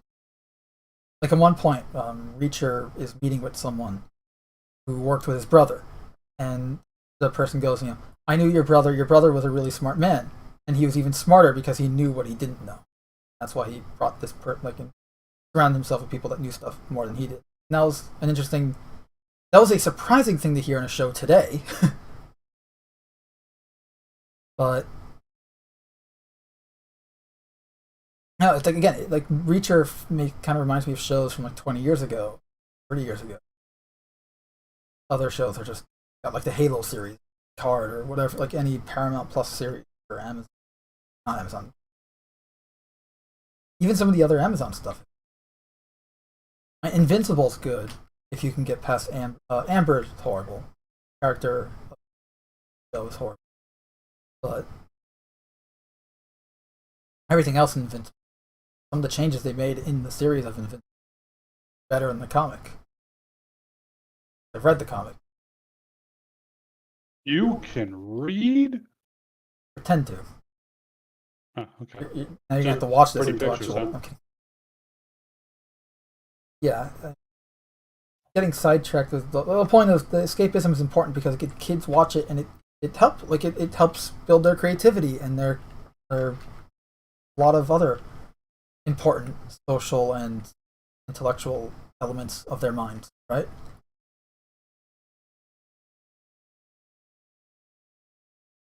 That is why escapism is important. But then when you have freaking just cookie cutter copy paste bullshit like you have today, what is that going to teach? I'm not saying everything has to teach them. Like sometimes it's just entertainment just enough, just has to entertain. But like there's a difference between entertainment and then just disposable crap. Especially when stuff today is worse than stuff that came before. Like there's an increasing decline in quality. Oh, quality is no longer even an option No. for the majority of things. And as I I remember telling you, I came up with this my behavior modification theory a few years ago, where it's like, okay, they pump out crap after crap. They know it's crap, you know it's crap. It's just horrible. It keeps getting worse and worse. Then they finally give you something that was once considered mediocre. Like you'd go, like, oh, it's meh. But because of all the crap, you've been conditioned that, okay, this thing that's mediocre is now great by comparison. And they keep doing that increments, right? Crap, and then something good, or something mediocre, and then more. In this way, they're resetting the quality bar by lowering your expectations and lowering your standards through behavior modification. Long periods of essentially grooming you with nonsense. And that's what we're seeing with escapism. It's entertainment. Whether it be video games, movies, comic books, TV shows, books even. Decline. Writing, visuals. Anywho.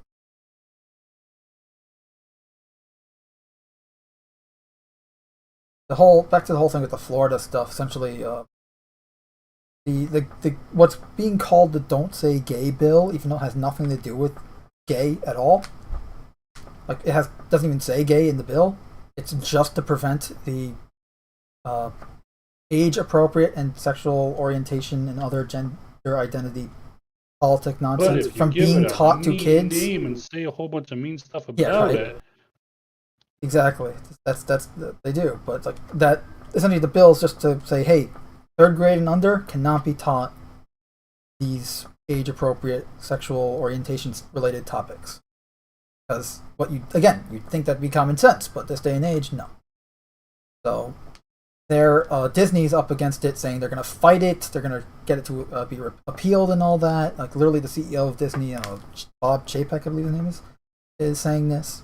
Because, Disney is just that forefront of human rights.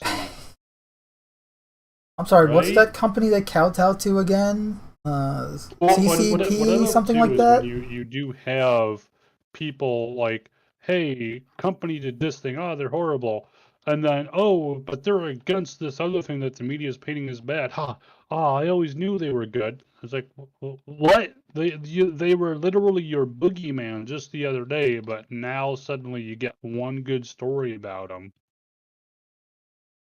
Like Disney said it wants this law to be, I'm quoting here, this law to be repealed by the legislature or struck down in courts.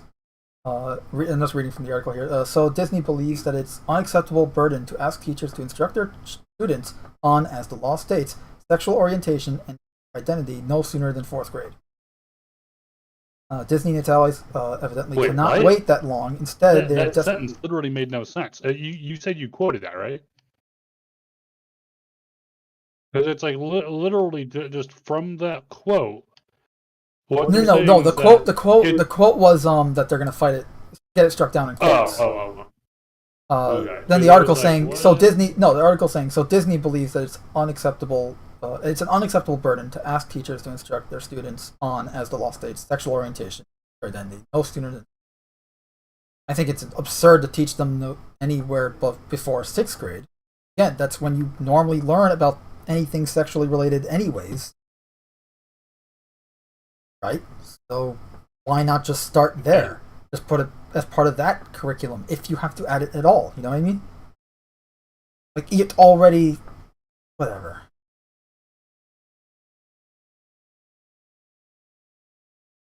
And keep in mind, again, this is just a brief thing, but going back to the Halo series, from the one episode I saw, the intro of the episode started by sexualizing kids, by sexualizing minors. What the fuck? Yes.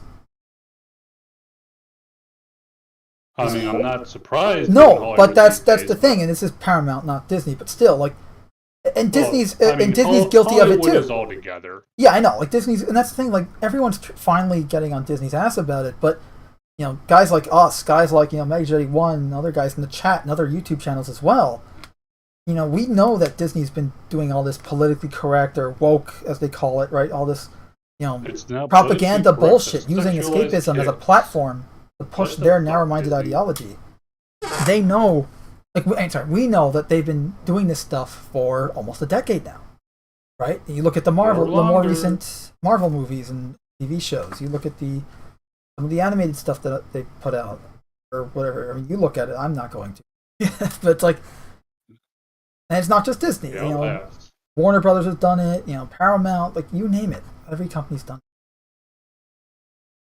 Well, and it goes through, and every time it happens, it goes to the same fucking checklist. Yep. We didn't do it, but if we did, it's not that bad. And if it was, it's not our fault. And if it is, then you need to shut the fuck up. Here, Keenan and Taylor in the chat saying schools should be focusing on teaching facts, especially in your K through 12. And yeah. Yes. But the problem is that they're going to consider this as fact because that's as part of their ideology. That's demands how they always do it. Well, yeah. If you're against the scientific consensus, there is no scientific consensus. I mean, you look at the Among other things, the whole point of fucking science is that you keep on testing shit. Yeah. What was to paraphrase Einstein? They paraphrase. Anything is true until proven false.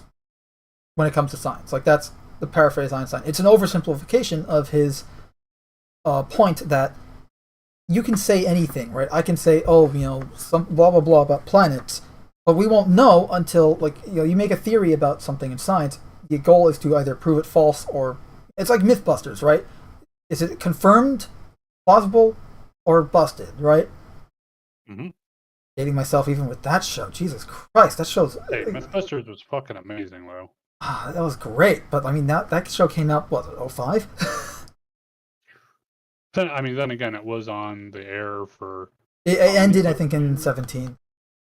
Like 15 years or something? Yeah. Good times, man. Good times. That was great.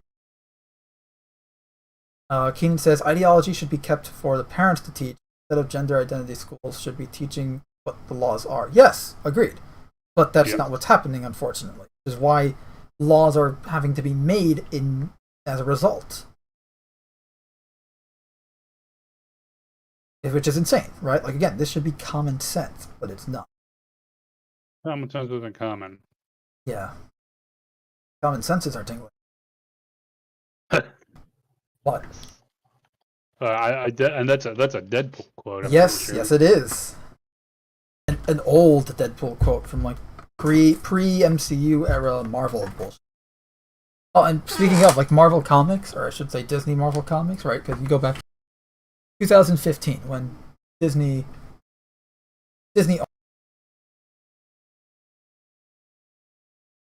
In 2015, Marvel did the all different Marvel, also known as the politically correct Marvel. That's when they started race swapping and gender bending everyone and all that in the comics.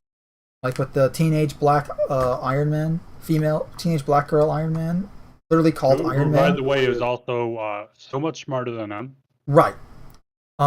And you had Miles Morales existed beforehand, but they brought him to the mainline continuity. They kind of replaced Peter Parker, who'd become like this billionaire or something. Like it's like they did all these weird ass stuff because we need to be politically correct, we need to be diverse. Female Wolverine, which it was X-23, now is Wolverine, which I feel is a detriment to her character because the whole point of her character, she's a female clone of Wolverine, and the whole point of her character is that Wolverine takes her in essentially like as a daughter.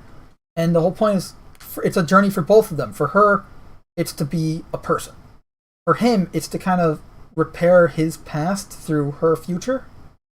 Right? Like, hey, with her, I can prevent all the things that happened to me from happening to her, right? And give her a chance. of like a Batman Dick Grayson thing. And like her becoming her own person is a huge part of that, right? Instead of like Nightwing, like Dick Grayson became Nightwing instead of just becoming Batman. That it's the whole point is that she can become her own person and not just be Wolverine. Because remember, she was created to be a clone of Wolverine, to be just their replacement Wolverine, since they couldn't control Wolverine anymore. So the whole point of her becoming Wolverine is a step backwards for her character. The whole point was that she was stepping on her own. At least that's the original intent of the character that I got. But that's my point. Like, it's all this political stuff because now we need to have different. Let's just gender swap all the characters because every character now, every superhero, it's a mantle, right? It's like the mantle of the Bat. Like Batman is the mantle it passes on to either Dick Grayson or Asbat or Terry McGinnis, depending on continuities. But you have like for instance Thor. Thor is not a mantle. Thor is his name. He's literally Thor Odinson. There was a What If comic back in the 60s back in the 70s. There was a What If comic called Thorina. It was what if Jane Foster found Thor's hammer. It was called Thorina. Yeah, sounds pretty stupid, but it makes more sense than she's now Thor because Thor was a dude. I mean, Thor is a name. You're literally ripping away someone's identity and handing it to someone else. Exactly. Which honestly is pretty fucking creepy. Yep. And granted, again, we're talking about fictional characters, but still, like the whole point that you're destroying this mythos and all these.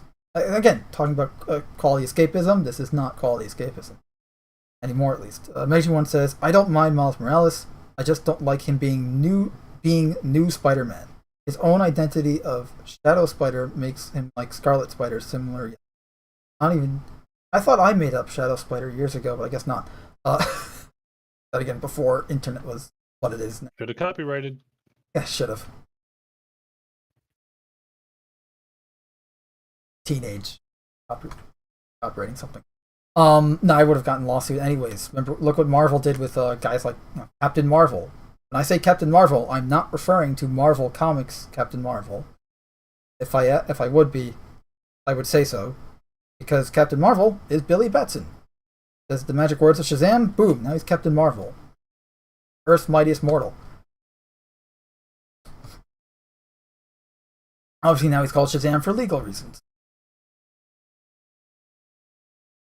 But anyway, yeah, it's the whole thing here with Disney. Again, they've been doing the politically correct bullshit for years. Like, they've been indoctrinating through their media, right? Through their TV shows and all their other products for almost a decade, if not a decade now. Or longer. Or longer. But to the extent that we're seeing it, I'd say at least a decade. No? Just remember, a decade is 2012. Yeah. Decade would be 2012. But yeah, it's like, and here they're like, we're going to fight this bill because it's anti-trans or whatever. Or Jenny One in the chat said Alphabet company. Alphabet Group. Alphabet Company is the company that owns Google. But what's interesting is because of all this hoopla going around with Disney and the new bill, the governor of Florida is taking away the special privileges, the self-governing privileges that Disney has since 1967. So in 1967, Disney had, there was a thing as part of the economic growth and development something back in 1967. Walt Disney was able to get the Reedy Creek Improvement District to be exempt from certain taxes and regulations that burden other companies, and it allows Disney to be nearly fully autonomous. Like, honestly, self-sufficient. They legally status in a lot of different ways. Long. And legally until Ron DeSantis finally signed it, I think, over the weekend to get rid of this privilege. So, and 2023, this will no longer be in effect. The Ready Creek Improvement District's exemptions for Disney will no longer be in effect. But had he not, Disney, like, with the amount of self-sufficientness they're able to have there, like, they have full control over the local law enforcement and fire department there. They are they're in control of like streets and everything like that. They're essentially like a little tiny country called Disneyland or Disney World. Like it's like that's not just the name of the theme park. Like it is a literal sense there. Hell, they were legally able to build their own nuclear plant if they were able to.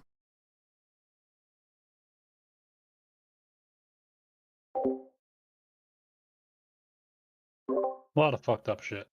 Yeah, so now they're finally getting away, which means they'll have to pay taxes and shit. And again, Disney's getting freaking kickbacks from the government, has been for years. Well, bear in mind too, there are a lot of companies out there that get money from the government.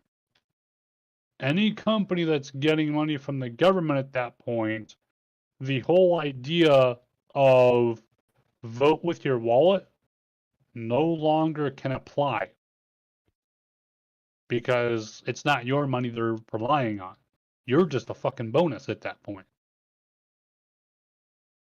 Yeah, and also remember, just for context here, Disney, what we're talking about and why we're against Disney with this, they want to discuss sexuality and other sexual related topics with kindergartners to third graders. So 5-year-olds, 6-year-olds, 7-year-olds, and 8-year-olds.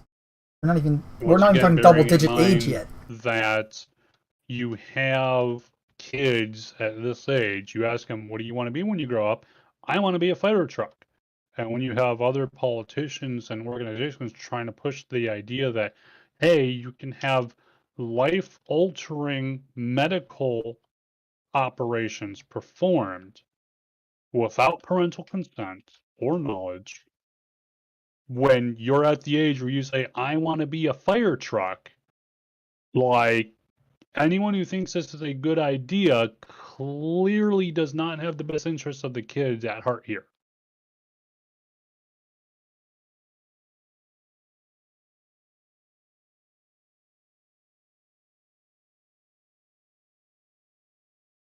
It's insane. Welcome to the madhouse. Mm-hmm. Welcome to the madhouse, Batman. Set a trap and you spring it gloriously. Legend 1 says, DC did that, ripping the identity away from Superman. They made Jonathan Kent Superman, then made him gay out of nowhere, and normies still don't know Superman even has a son and think Clark still. It's lack of common sense. Yes, on both counts. And yeah, we covered that when it first came out, the whole Superman is now bi or gay or whatever. Remember because the article was the guy, the writer who did this, he made the boyfriend have invulnerability, and one of the comments to the article was gold, saying, I was wondering how they'd solve that problem.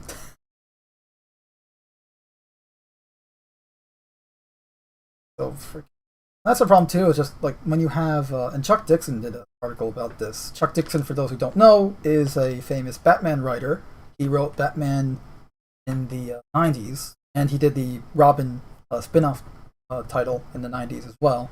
He was involved heavily in the Nightfall story arc, as well as post-Nightfall story arcs, such as the No Man's Land story. And this guy's a good writer, and he was talking about how like he's kind of in agreement with us, how this is all nonsense. And he brings up a good point, how a lot of the stories today are sexualizing these characters in a way that they shouldn't, because back when he was writing comics were meant for both adults, teenagers, and kids. Like everyone can read it. Right? Like, yeah, things were implied, but you never actually saw anything. Unless it was a more mature comic, in which case you're probably not selling that to kids. Right? Like the Spawn or something. Or the Dark Knight Returns specifically. But nowadays you have all these sexualizations of it. People can't fucking control themselves. Which is also really awkward when these are underage characters too. Mm-hmm. Like, it's one thing if it's like a, Invincible. They have some related topics, but it's not. Again, when they're doing this, they're they're what, like 24 or something like that. You know what I mean? Like they're adults. They're doing it to cover some pretty twisted topics like rape and stuff like that. Like it's not, oh, let's just sexualize it because we can. It's we're trying to tell a story and stuff like that. It kind of reminded me, the way they went about it reminded me of how Stan Lee went about the drug problem in the 70s with Harry Osborn during the Death of Gwen Stacy arc. Where he's kind of like, fuck you, Comics Code Authority, pardon my French. I'm going to do my own story. Megan1 says, I gotta head out, guys. Gotta get to bed early tonight. Have a good night, guys. Oh, it is 11. We should probably, Yes. Yeah. How could you, Mando? I blame you and Canada. One of the articles that I have in the paper says, New York is a hell of a town and state, thanks to corrupt officials. It's true. Look, politicians in the U.S. are just trying to turn the U.S. into the comic book world so we could have comic I know, heroes. right? It's like, why is it like, I always wanted things from the comics I read as a kid to be real. Not this shit. Well, too bad. Yeah, right. Also, here's an interesting article for later, since we were just talking about it. To read now too? Come on. Yes, I'm giving you all homework. Don't get off my lawn. Yeah, I think that's gonna be it because we can go on for hours on this. It is late. I thought it was Monday. Late Monday. No. Monday, but only for an hour. Soon it will no longer be No. Monday. No. Yes. I blame Canada. As you should. Which reminds me, I'm Dirty currently little working things. on a I Blame Canada t-shirt. I want to see the looks of people's faces when I wear that. What? Yes. I mean, I'm going to be fully honest here. Everything that's on our merch store, I just made it for myself, and then I'm like, I can probably make some money selling this. But it's mostly just there for me. To be fair, we've had all 2 sales? Yes, and again, from me. And they're not even sales, it's just...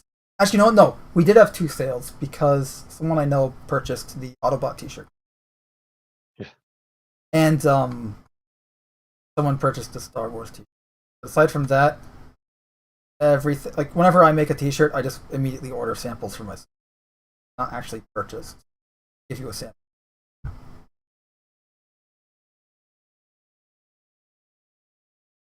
Keenan says, at least it's still Monday. For now. You have 53 minutes. Of course, assuming you're on the east coast of the America. If not, then it's probably going to be longer.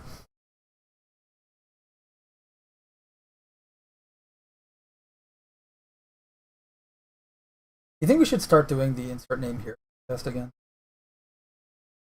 I mean, we can. The problem really is It's just like, too many shows a on week one gets hand, tiring. too, well, on one hand, too, like, how much do people really want to listen to us ramble on here? Huh? That's true. We got these people in the chat that are still enjoying. What do you mean, you people? You're right. Even says if it was Tuesday, I would be heading. Exactly.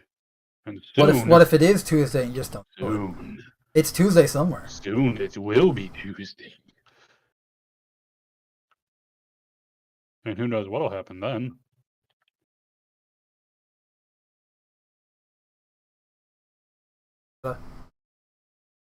I think we have more stuff than there is space on the home. Now you have to go to apparel and go buy clothing articles. Is that how that works? I'm slowly learning how this works and how slow it is. Is that how that works? I think the best shirt. Rex Nix. Give a dog a bone. Here's the new shirt But that I then made. how come we aren't rich yet? Probably because of the exorbitant prices. How much is it? It'll be like $28 and stuff, depending on the shirt. Like if you're getting classic tee, that's $25. But we get like $3 profit for that. A percentage, since again we're just designing this shit. They're actually printing the shirts and they buy the shirts to print stuff on, and they're doing the shipping. Still. Yeah, On top I of can that, still they're lower. I can they're lower it. taking 90% profit. Yeah, I know. I'll do is I can lower it. Hopefully, in the with the hope of mentality that with lower prices, more people will buy, and more people buy. It doesn't matter how much of a cut we get because, of course, that implies that people.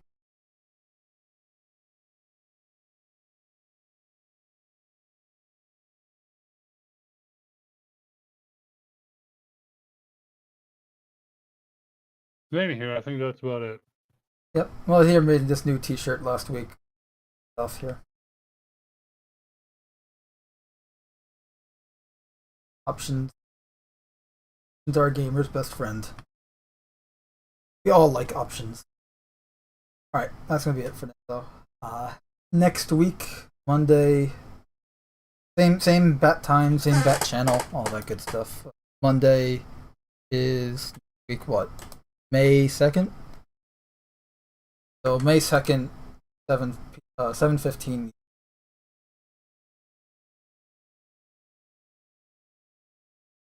I have no idea what the topics will be. Find out. Assuming, hopefully, Star Citizen 317 will go live, and if it does, we'll just play that live. That'll be fun. Get people in the Discord server too.